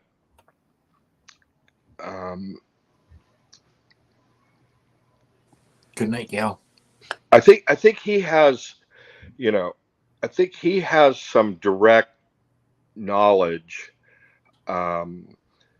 He doesn't say who, or he hasn't really gone into detail about it, but that I think he says, I have it from a good source, or Right. Yeah. that Yeah. kind of language, that this is going to happen. And Right. I've never seen him say or allude to anything that wasn't 100% the truth. So, and then he will state his opinion about I think this will happen, or I think this will happen, and he's very clear that this is my opinion and speculation. Yeah. But I did hear when he talked about that, just snippets, and it sounded to me that somebody was familiar with that team, that he had it on pretty good authority that they were still pursuing. I think what I heard, what I remember him saying the most, is that the issue on Baldwin and Rossi is not over. And he said, trust me on that. You're going to see it again. You're going to see it again. So and the way for that to happen is a writ. And I'm wondering, what would be the reason? Like, why did they wait? Why are they waiting to file this? They're trying to get this transcript that Judge Gull doesn't want to let out.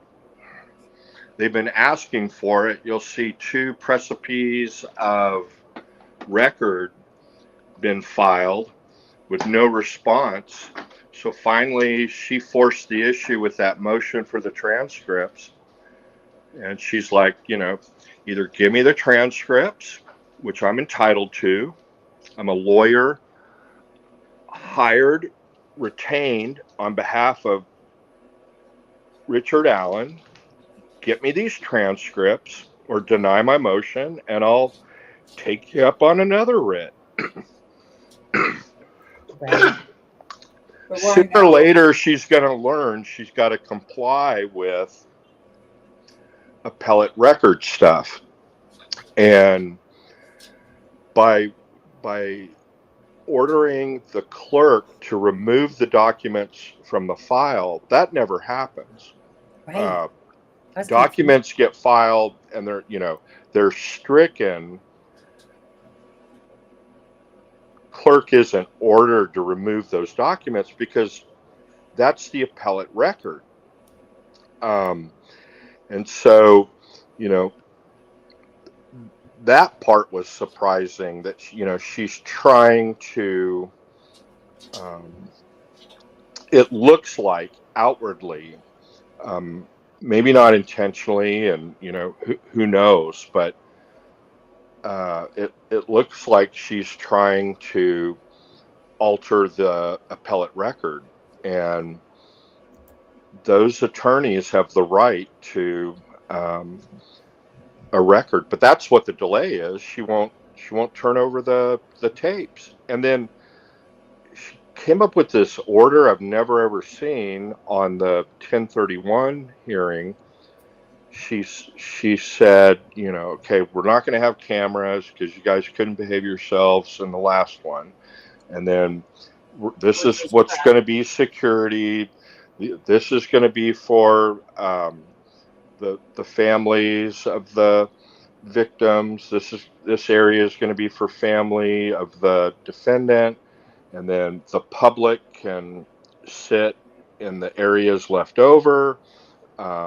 And then she puts in there this language about there's going to be a recording, but the recording will not be accessible to the public or the media without further order of the court. Never seen that. What possible reason could there be for that? Maybe she feels she's been misquoted, or that maybe she feels that her comments from the bench that were recorded weren't supposed to be recorded because that technically wasn't the hearing. She just came out there to give an update. I don't know, but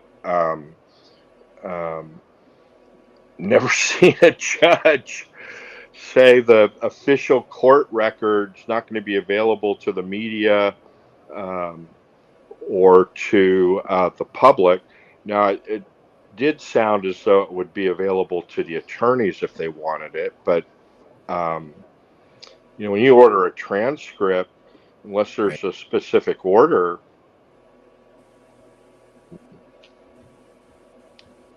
anybody with the money can order that from the either the court reporter, or if it's been filed as part of something like an appellate record, anybody can order that. I think Indiana, the clerks charge $1 a page. So, I don't know what that's all about, but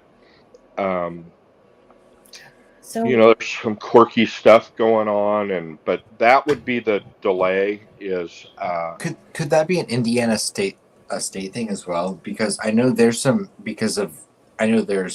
broadcast things that have always been very conservative in the state of Indiana, and they're just now, out of a pilot program where it's up to a judge's discretion as far as things being broadcast. So I mean, I think constitutionally, if you look at the Indiana Constitution, the attorneys are entitled to that recording, but I don't think anyone outside of the attorneys are entitled to that recording. From my interpretation of what I read in the Indiana Constitution, but I'm not a lawyer, so that may be, Adam. Clearly, the cameras, they've been very conservative on, but the and it would be covered in that Access to Court Records Act, ACR, that they're complaining about in the current writ, and I'm sure it would be covered in there. Okay. And I'm just gonna drop the link. Listen, and I don't claim to know. I just know. I know that I myself have extensively gone over the Indiana State Constitution as far as court proceedings go, but my interpretation or understanding is not going to be of someone that's professional or that has gone to law school. So I'm asking basically just as a layman.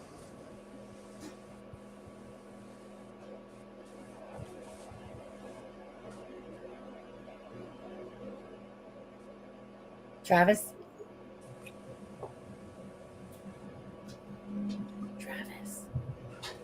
I will say, while Travis is looking at that, one thing I did find interesting in the it was in the comment section, which this always confuses me when you read an order from the Supreme Court or like in the Constitution, and it's in the comment section.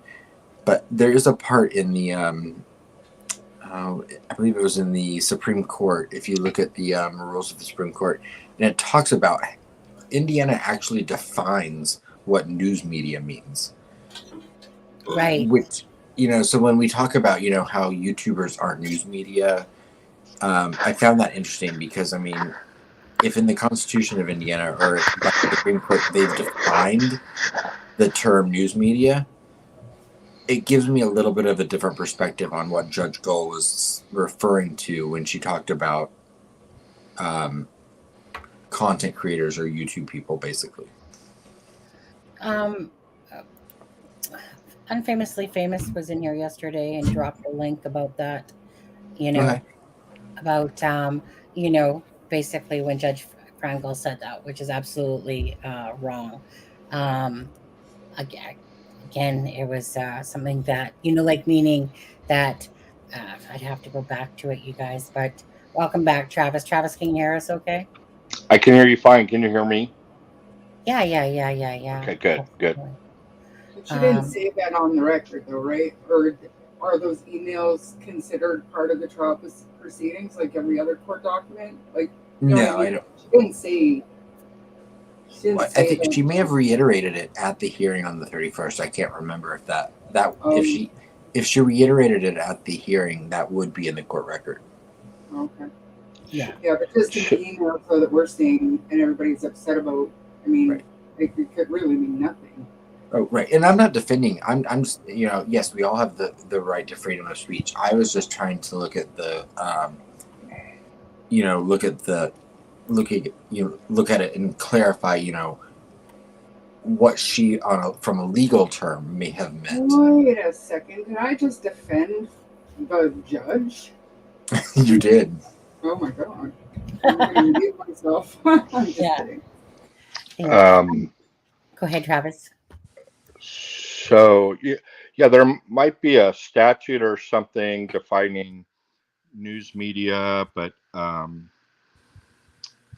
doesn't really matter. And I mean, the Supreme Court of the United States defines who the First Amendment applies to. Right. Not Indiana legislatures or judges or, but it was just an example about how while we think this stuff is confined to a finite sphere of influence, like the criminal case and the families and the defendant, some of these things that she's saying have the potential for far more reaching impact.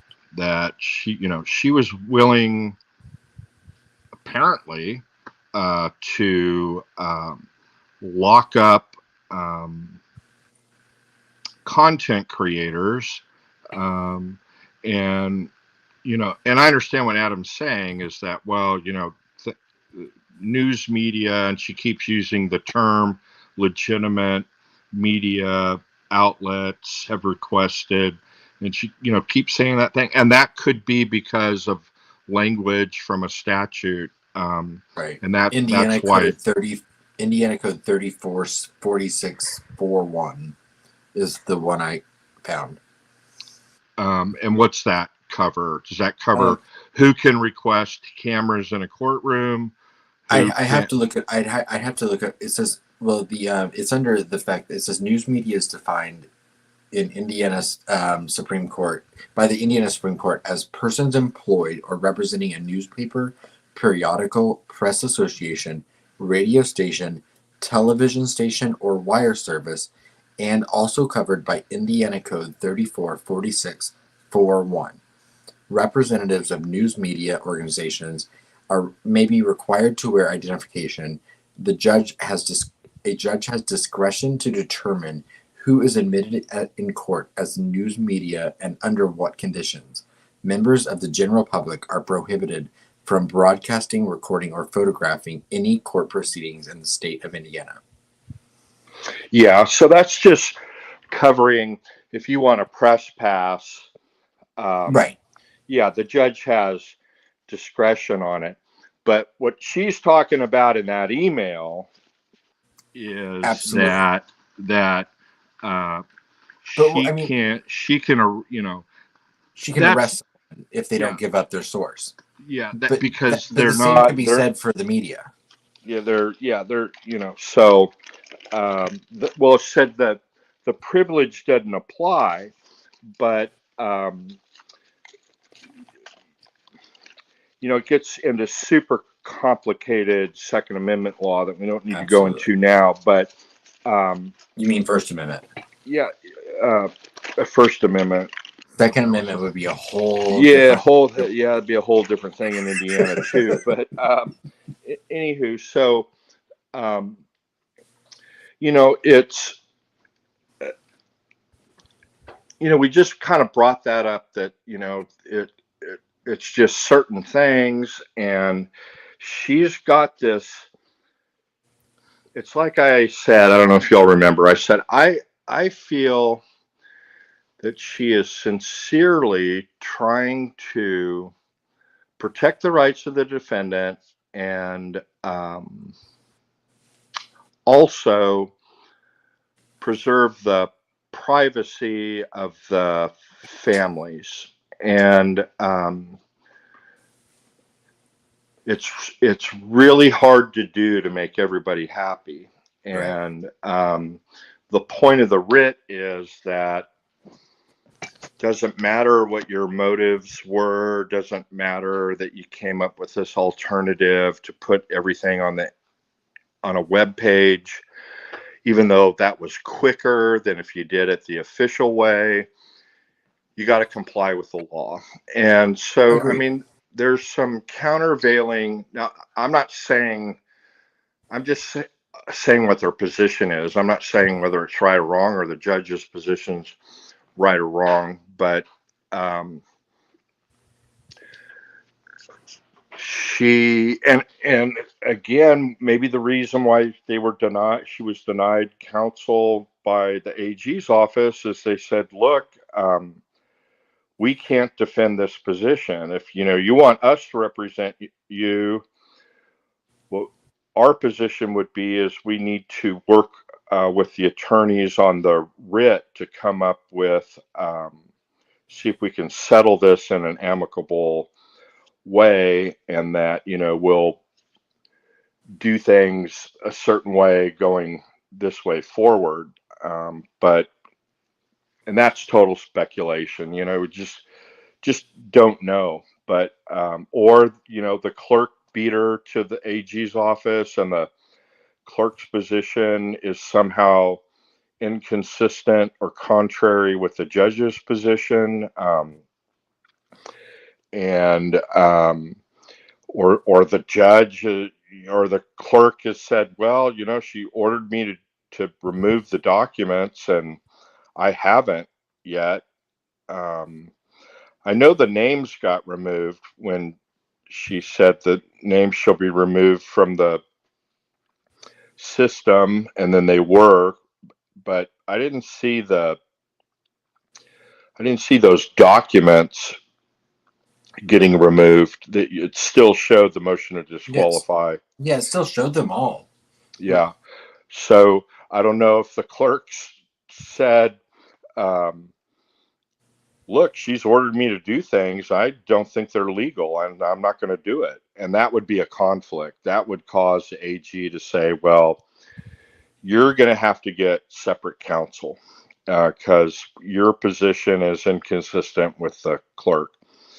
Or, I could be totally wrong about that. But those are just different reasons. Could be all of them, could be none of them. She has her own counsel, apparently. So we got a little extra time for her to file a response. Then we'll see what her response is. And we'll see if there's a response from the clerk, which I haven't seen of anyone appearing for the clerk. So maybe they got this all worked out that the clerk doesn't need to appear. It's between the judge and these attorneys. But, I would say, Sonny, on the deal about the Rozzi and Baldwin and disqualification, those are two different issues. But I would say we're going to see the motion to disqualify come back up, and Right. in some form. Now, they may file a writ, and then a same day or a day later, the Chief Justice of the Indiana Supreme Court does one of those other types of orders saying, reviewed it, don't see any possible basis for the relator to prevail, and therefore it's dismissed. And then pursuant to rule blah, blah, blah, and blah, blah, blah, there's no motion. There's no motion for rehearing or reconsideration of an order like this. It's basically, you had your shot, we're not going to hear it. And so it could be easily disposed of, but, versus this type of order where they said, we want briefs from anybody who wants to oppose it by such and such a date. Those are kind of the two orders that come out in response to a writ. So yeah, they may file one Monday, but the Indiana Supreme Court may have a different view, and it's decided just by one judge, typically the chief judge, like it was with this writ. Okay. I thought it was a panel of judges, no? If it ultimately gets heard, yes, but the decision whether to order briefs on the issue, that's only one judge. And so in this case, it was just the chief judge that signed the order setting a briefing schedule.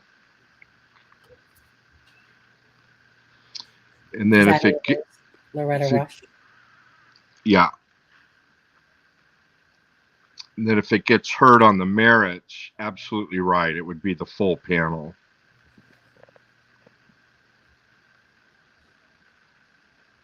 Oh. And those hearings are typically, they're actually live streamed, right? Sorry. What was that for me? Oh, sorry. Go ahead. Those hearings are typically live streamed. I've seen many Supreme Court hearings on TV. I don't know if the Indiana Supreme Court live streams their oral arguments. And because it's very interesting, like the judges actually ask the questions. They don't. Yeah, oral appellate arguments are completely different than trial court. You'll start your oral argument, and then you might, be a minute into it, and 2 minutes, and then you start getting questions, and then you may never get back into what your original flow was for the entire time that you're allocated argument. And then they don't have to order oral arguments about it. They could just be that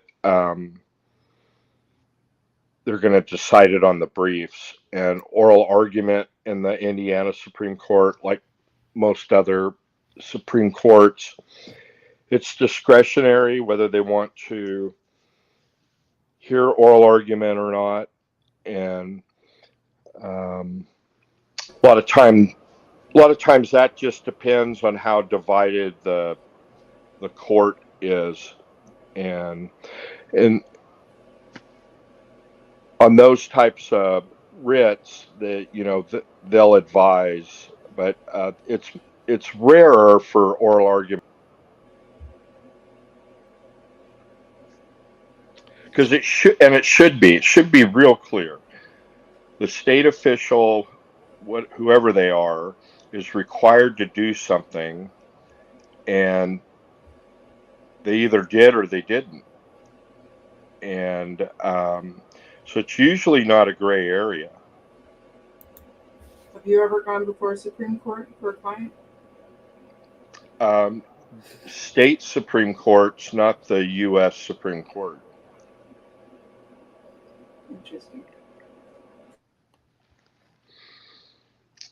Yeah. You guys, I know we got to wrap it up here really quick here because it's been over 2 hours, and I know Travis probably has his stuff to do anyway. Travis, you cut out before when you said that. When are you heading back home? Did you say? Oh, heading back, getting everything loaded and finished up tomorrow, and then head back Sunday, and then I'll have a pile of work waiting for me on Monday. Right. I bet you will. We'll have to. I mean, we'll see you Monday night. I'm kidding. I knew you were going to say that. I was like, yeah, you bet you will. That's good. Yeah. I know. Billable work, but yeah. Oh, you can bill us, but we might not pay. No, not mean that. But yeah, no matter what, I mean, you're in really good hands with Adam and Charmaine, and I'm last. No, you guys really do sort it out, and then the only law experience I have is I saw Legally Blonde once. Let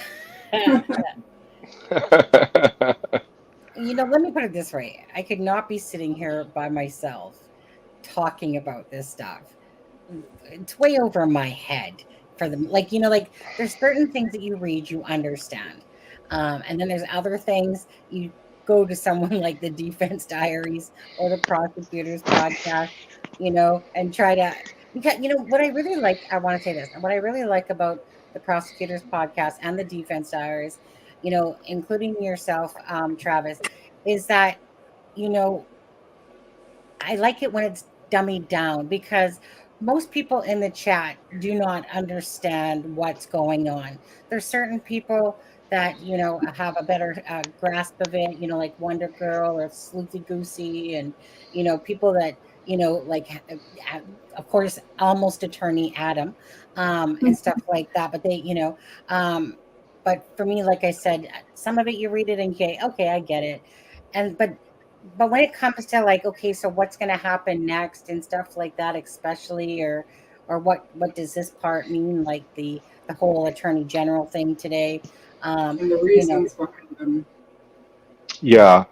Well, and so, yeah, I'm glad it came up and we were able to somewhat work around the technical issues and talk about it. But quell the speculation. There's no way to know exactly why they declined, but it doesn't matter. She has a viewpoint she wants to get out, and then once they file brief on her behalf, then we can talk about that and see, because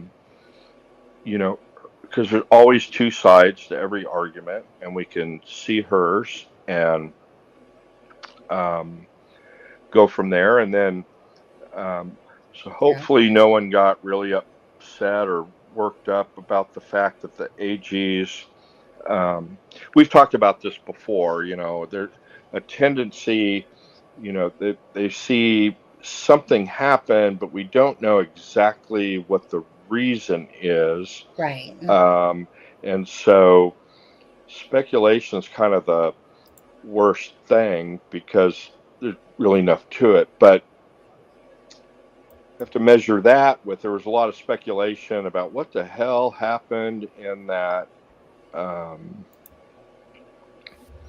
in Chambers on that date, whatever it was, 17th or 19th. 19th. What the hell happened back there? And as soon as I heard her say in an oral motion to withdraw, which I granted, Mr. Razi wanted to file something in writing, which I expect I'll be getting in the next couple of 3 days.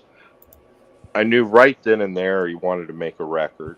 And then lo and behold, we get that notice of continuing representation where he outlines what happened back there. And then as soon as he said, there's a recording, I knew what he was saying, which he verified, meaning under oath.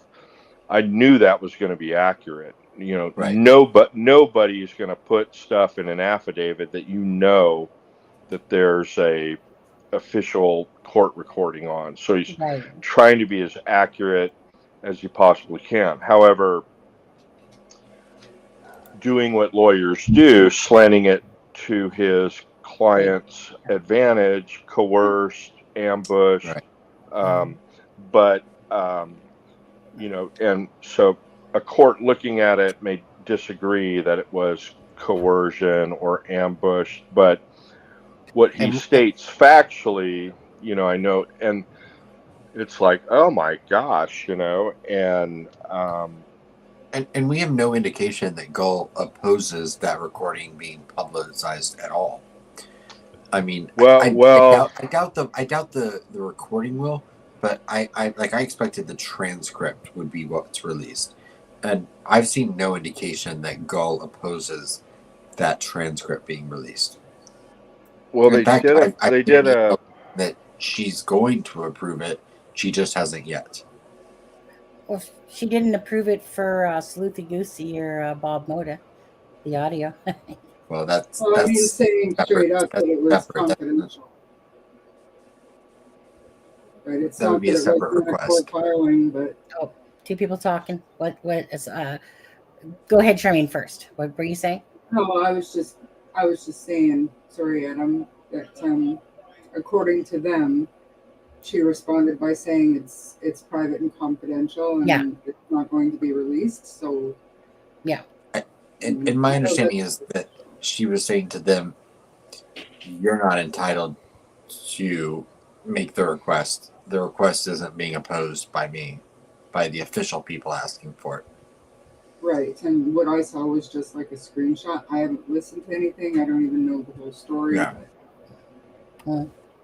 Yeah, and I don't either. I'm just saying, like, you know, the messages I saw privately. So, but to me, we'll find out. Right? Like, it's not official court record, so at the end of the day, it means nothing. Now, just quickly, Travis, because you talked about this earlier. So you said that, of course, the lawyers are entitled to that recording of it. And so do you believe at some point that, like, this should be, like, out there for the public? I think that's what you said earlier. It will be. Yeah. Can you hear me? Yeah. Mm-hmm. Okay.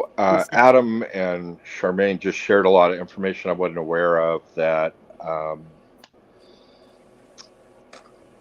so clearly, Adam, things are a little bit different in Indiana, assuming the judge is correct about the release of a recording. So I noticed that the motion was for transcripts. Right. And we don't know for sure what the story is on that. I don't know. Well, it's easier to redact transcripts than it is audio. And and I don't think anyone's you can't redact a transcript. I mean, it's. Think about it. If they were to release the entire chamber transcripts or audio, that could contain very sensitive information that's pertinent to the case.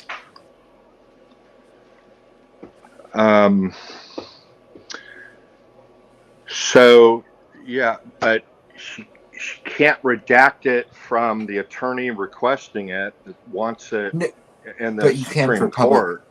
But you can for the public So I guess she could come up with a redacted and an unredacted, but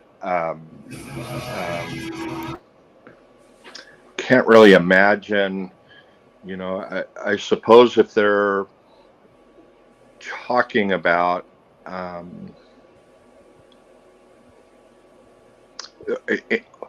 well, I just really doubt there's anything like that. She had this apparently memorandum of things that she felt constituted gross negligence, and they've been referred to. She made findings of gross negligence, and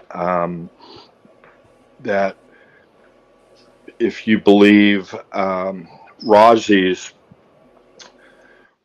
explanation of it in his filing, that she read it to them in chambers, and that she was getting, she said, you can either withdraw or we'll go out and I'll read it in public and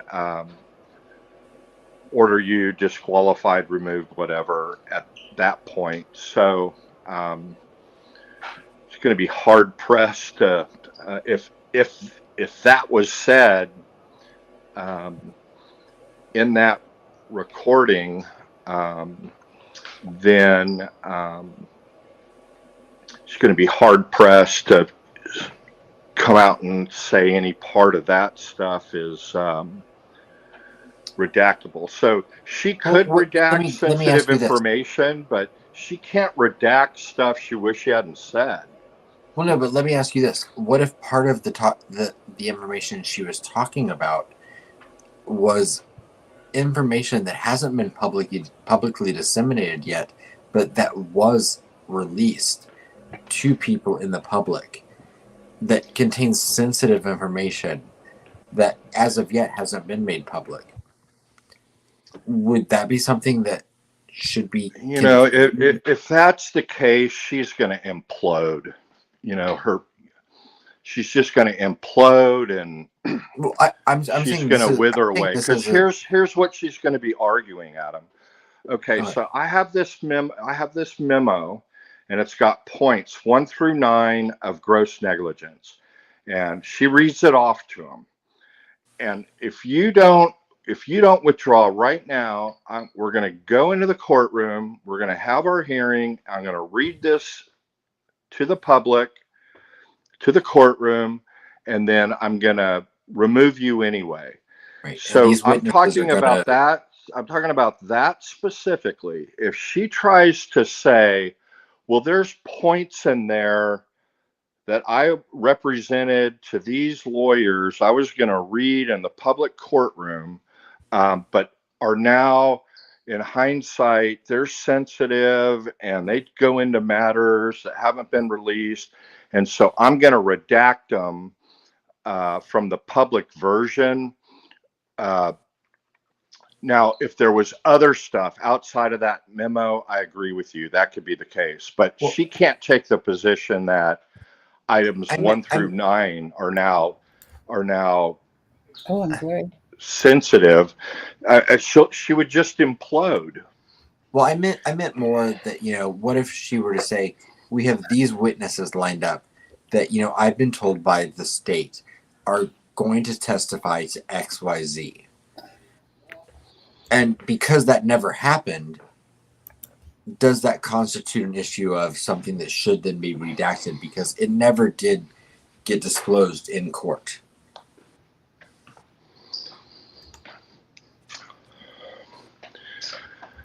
Oh man, you're like a law school exam all over again. State can't be talking to her by herself, telling her who witnesses are going to be. And I've been told they're going to say this and that. Now, if the prosecutor is saying, this is the information I've been provided by the ISP, and it's this person and that person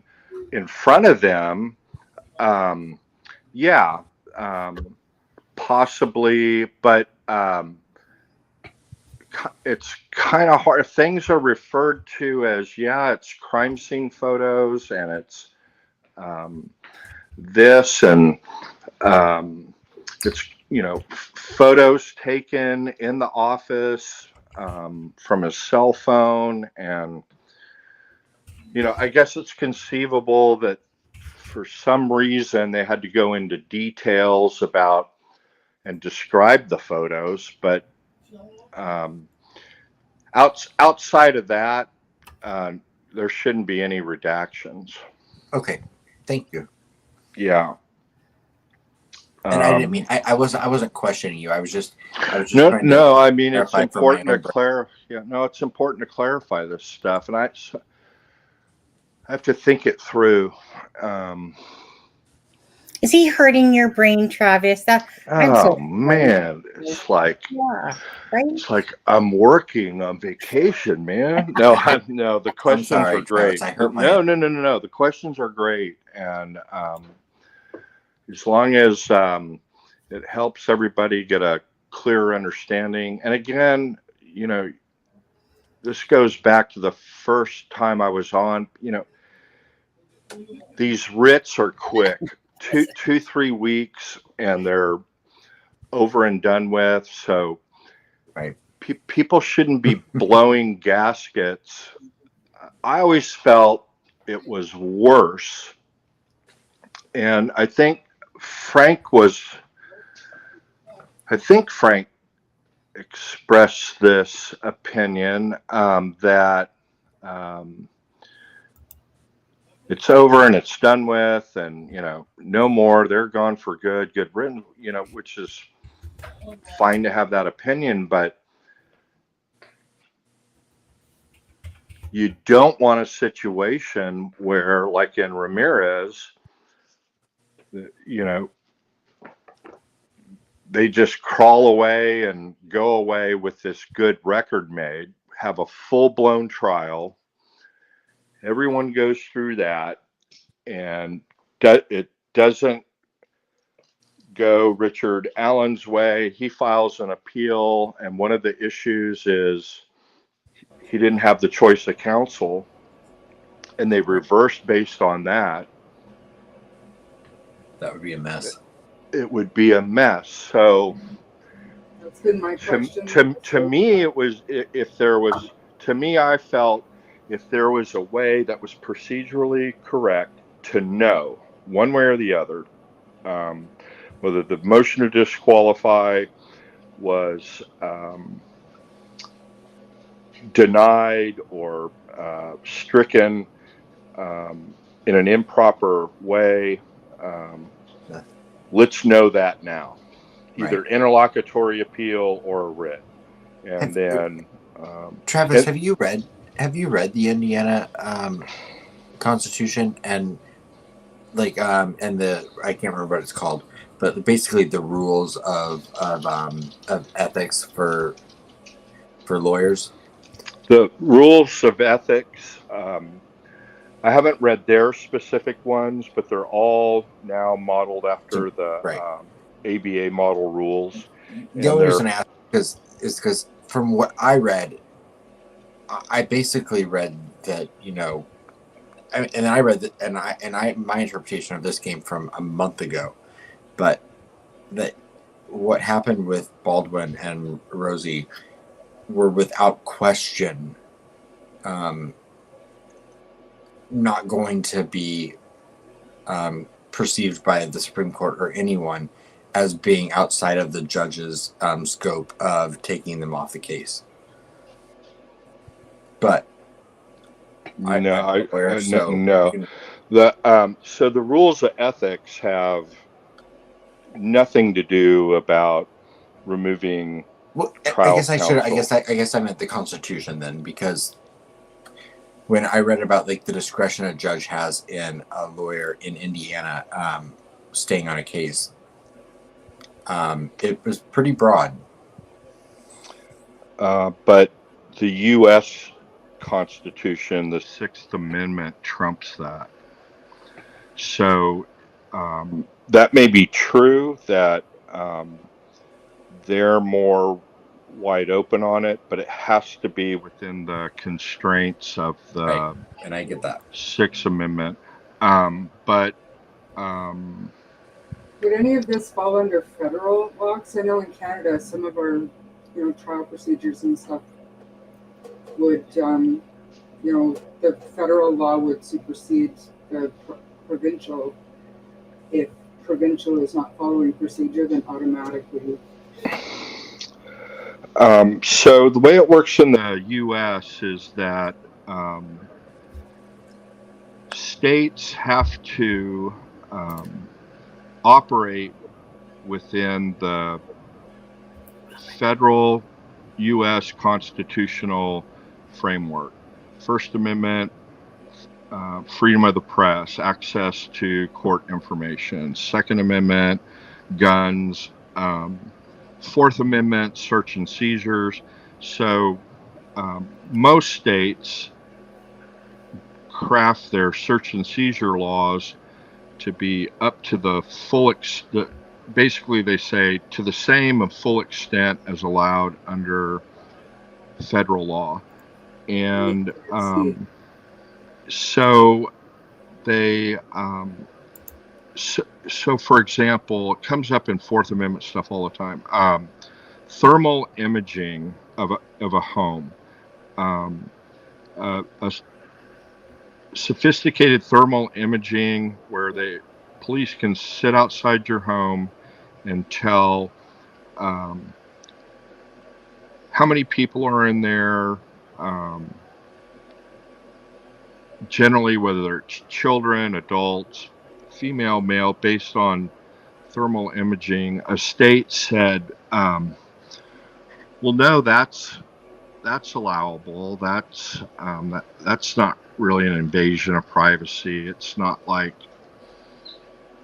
you're filming them, there's hidden cameras or something. You're just looking at these thermal images. And that went all the way up through a state Supreme Court, and they said, yeah, that's not an unreasonable search. And then it went to the U.S. Supreme Court, and they said, no, that's you have an expectation of privacy with your home, and a residence has the highest safeguards.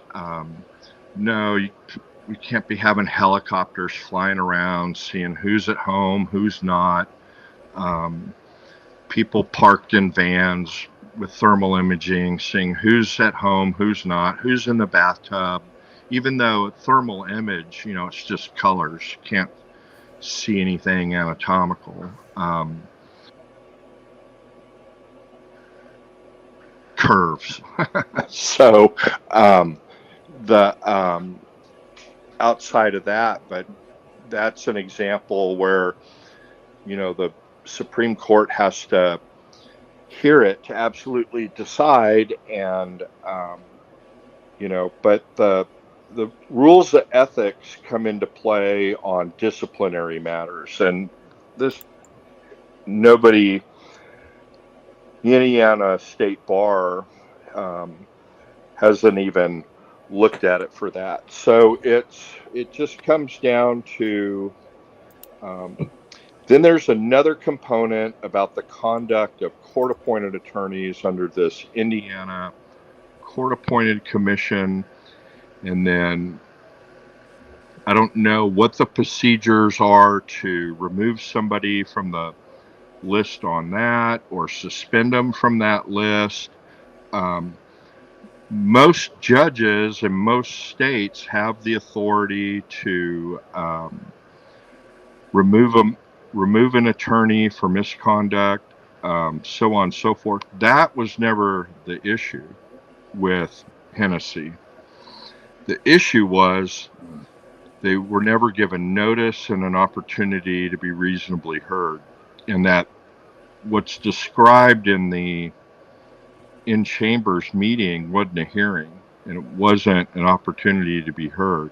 Now, that transcript would answer all of those questions, why I don't understand why there's nothing to prevent her from releasing that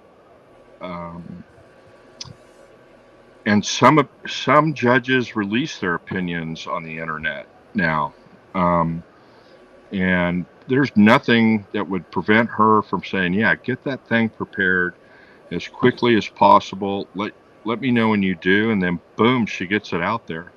I mean, if you would think she would want that out there as quickly and as soon as possible, if Ozzy and Hennessy have said is just totally wrong.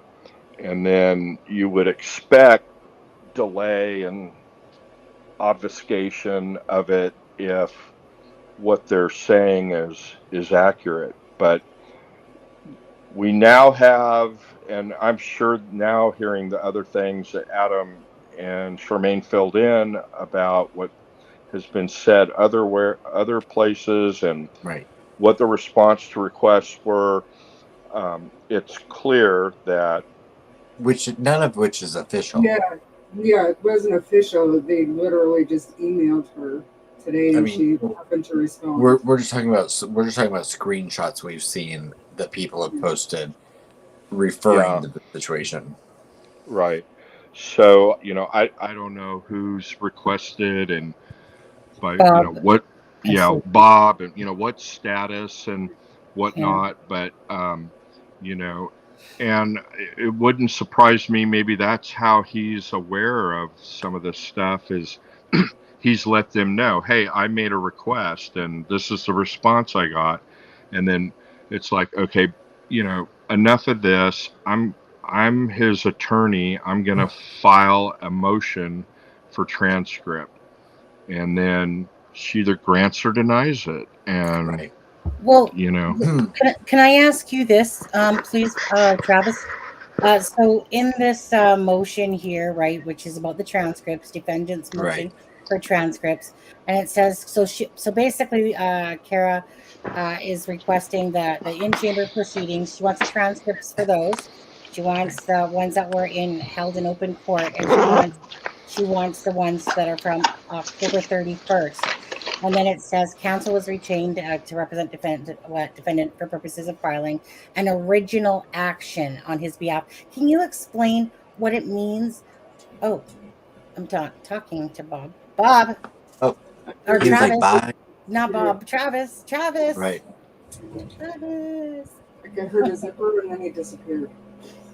Right. I will say one thing. I think that, while we're waiting for Travis to come back on, hopefully he does. But anything about this case, I think, is going to be studied in Indiana law school for a very long time, because I think there's so many specific things that are going to probably influence future Indiana law that you don't normally see. I'm super interested in it. Yeah. Because like people keep saying, like, you just don't see all this stuff. And I think it was Bob. Because let's be honest. Sorry, Sonny. 90% of law is boring. It's procedural. It's paperwork. It's not exciting. And we've gotten many lulls in information with Delphi, but when there are court proceedings, they're pretty dynamic with Delphi. Yeah. And let's face it, this is how meaningful change happens all the time. Doesn't matter where you are, absolutely. It's always spurred by something that, that maybe we didn't realize was a problem, and now we do, and now things change for the better.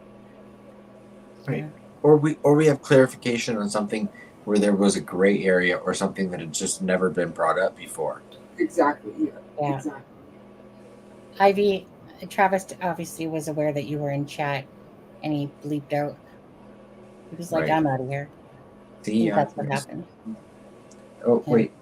See, Travis says I can represent him as his law. No, okay. Well, let me see if you're gonna go to law school now, Adam. I think I'm too old for that. It would be like the Golden Girl. It would be like Golden Girls version of Legally Blonde. Take the bar. You can even challenge. I think. Well, in Canada we can challenge college, but challenge college. Go Yeah. take the bar, see where you're at. You can take test bar exams online. You should do that just for fun. See if you pass. Just see. You never know. Let me just quickly, I just want to give shout outs here. Charmaine, she dropped earlier in the beginning of the live, she dropped 5 gifted memberships to people. So again, congratulations to all those people that received those. And thank you, Charmaine, for doing that. I love it when people actually do those gifted I love memberships. that. Yeah, I love that donation. That's Because one of my yeah, favorites. because exactly, because it really gives people the opportunity that free month if they're already a member, or that it other new members come aboard and stuff like that. Miss Dog Lover, Gail Hurd, Miss Dog Lover again, Diana S. Right. had yeah, and Thank you support so with much. Steffa had done that, and then Mustang had bought in a coffee. Bought in a coffee taco. It's a taco. It's the coffee app. So thank you very much for doing that. And I just want to say this to Steffa. I can't wait till we can get into the Christmas mode on this channel. I love Christmas. November, there's a few things in the United States and Remembrance Day coming up, and then Turkey Thanksgiving and stuff like that. And but anyway, so Steffa said that she's selling extra trees for Christmas. Thank you, Steffa, because November is really the month that goes into December for YouTube and stuff like that. So my personal goal is that my husband doesn't have to make one car payment before Christmas. That's kind of like my Christmas wish. He does so much, and so anyway, so we'll see how that goes. But anyways, thank you guys so much. I should have. Yeah, and I need to go to bed, but Peace Train says Gold did give them the opportunity to go out and be heard. And Ivy Rose says Peace Train, that's still not the process. Yeah, I mean, they were given the opportunity to have a hearing, but I'll be anxious to see what the outcome of all of it is. But I do think we've seen essentially the end of Baldwin and Rosie. I'm really thankful now that it's separated. They may try something else, but I still think we've seen the end of them. And it's not going to slow the Delphi murder trial any more than it already has, because now it's out of that. That's a disgrace. And the only people responsible are Andrew Baldwin and Brad Rosie. For what, Adam? For the year delay we now see in this case. Absolutely, yeah.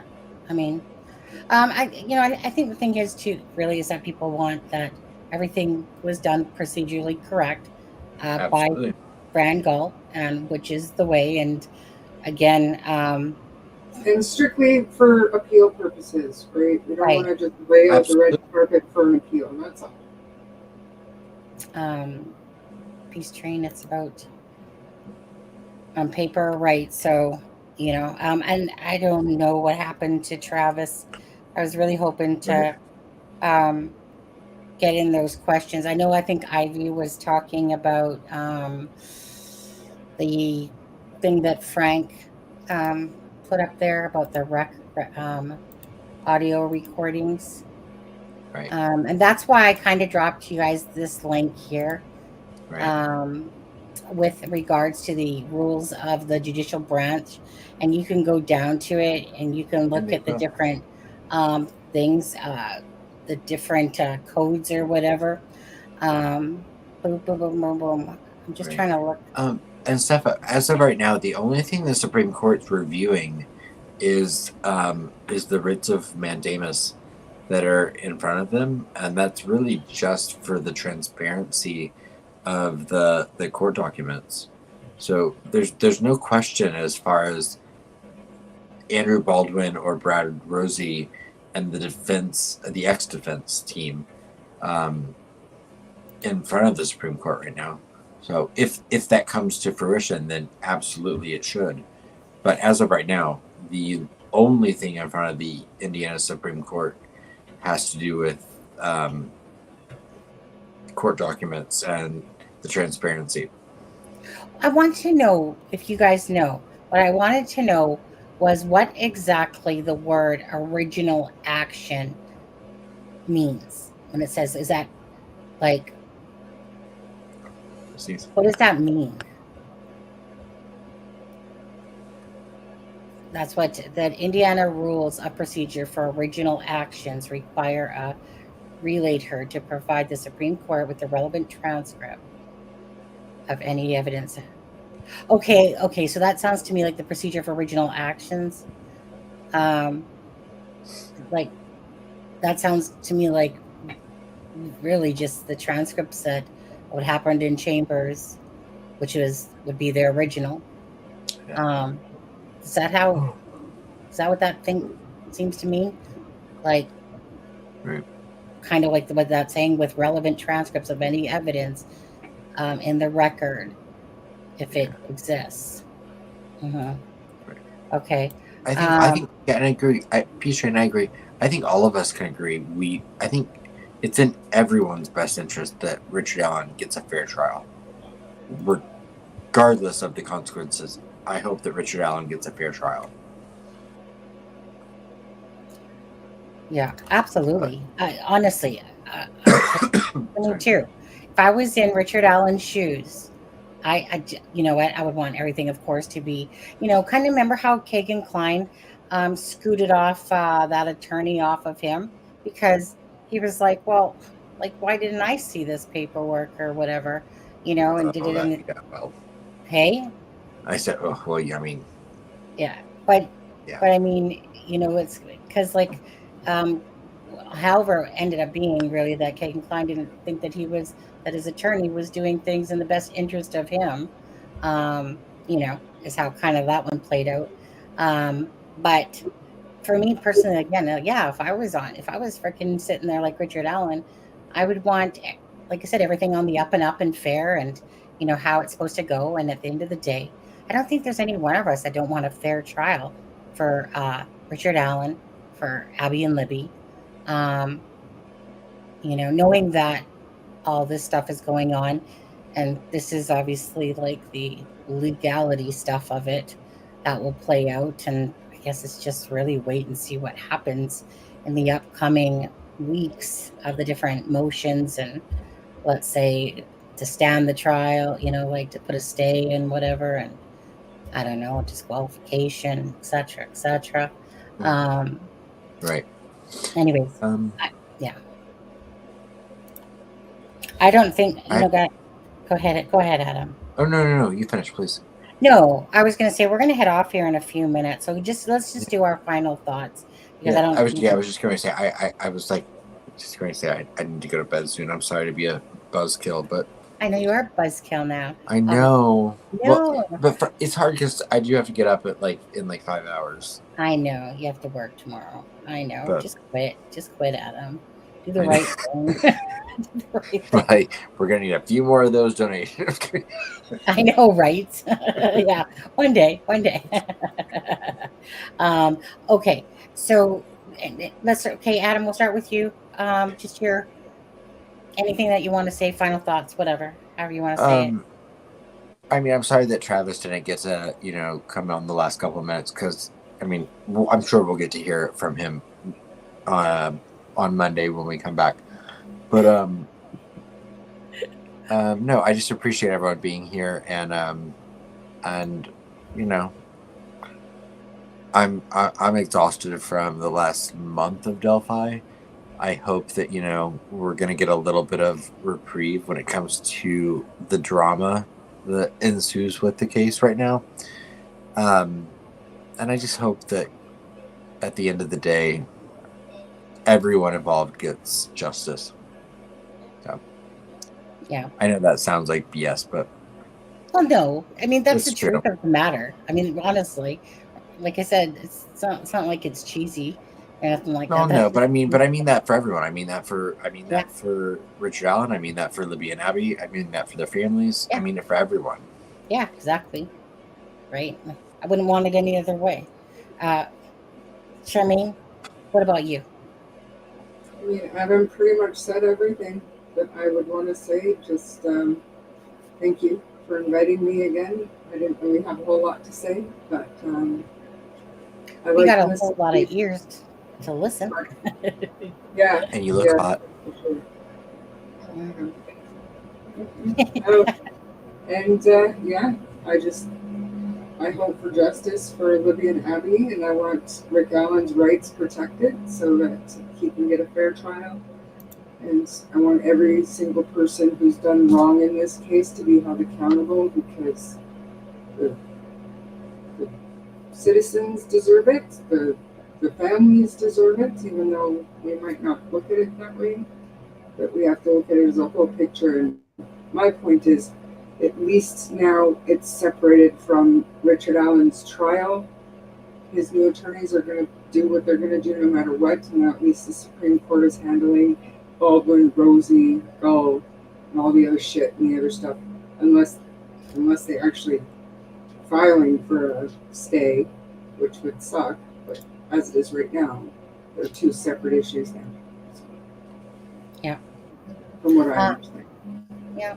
And I don't really have to say much more than that, to be honest, besides thank you, Charmaine. Thank you, Travis. Alexa, I know she would be in here watching. At the end of the day, she'd probably just be sitting in the bottom corner with her head things off and mic turned off, because she'd just be listening as well. So chances are she's probably just listening in the chat, and she's probably, from a long day being in the meeting. So love you, Alexa. Love you. But thank you, Charmaine, Adam, and of course, Travis, for again joining us tonight, because Travis, like you said, he's packing up. He's going to have all his work done on Monday morning, right prior to the live, right, Adam? Yeah, That's he's right. gonna. Yeah, and I have one more thing to say. Oh, okay. When we get off the live tonight, I'm sure everyone's already done this, but if you haven't, someone we haven't seen in like almost a year posted a video today. So if you haven't watched Captain Howdy's video yet, go watch it. Captain Howdy. Because he's a voice that I missed in this case, and he's a voice I appreciate in this case. So go watch Captain Howdy's video. Hold on, I'm just gonna go. Hold on, Captain Howdy. Where are you, Captain? Captain Howdy. Sip the Kool-Aid stuff. I will try a sip of Kool-Aid. 1 second here. Oh, and guess what? He made it. 11/11. Bless your heart, Captain Howdy. He made it. Let's see here. Presents. Okay, so yeah, I'm gonna drop the link there for this video in the chat so you guys can find it easier. Just click on it. Turn it on mute for a sec. But anyways, Captain Howdy. He makes amazing videos. They're definitely like a work of art. Love Captain Howdy's. It says a penny for your thoughts, but I love how it was like 11/11. Anyways, you guys, love you guys very much. And I think with that being said, again, Captain Howdy's links right there. And if you happen not to click on it now and somebody else is watching, just type in Captain Howdy into the, of course, Google, and it will come up, Captain Howdy or Captain Howdy DELPHI pop up right away. So with that being said, you guys, we're out of here. Thank you guys again for the donations. There's 69 people watching at the moment. You guys know I love 69, don't we? Right, Charmaine? Right, Charmaine? Yeah. All right. Okay, you guys, we're going to play our extra out of here, and we will see you soon. Thank you guys so much. Have a great night, guys. This is Sunny Justice and Aspen Connor from It's a Crime and Shame, wishing you all a good night.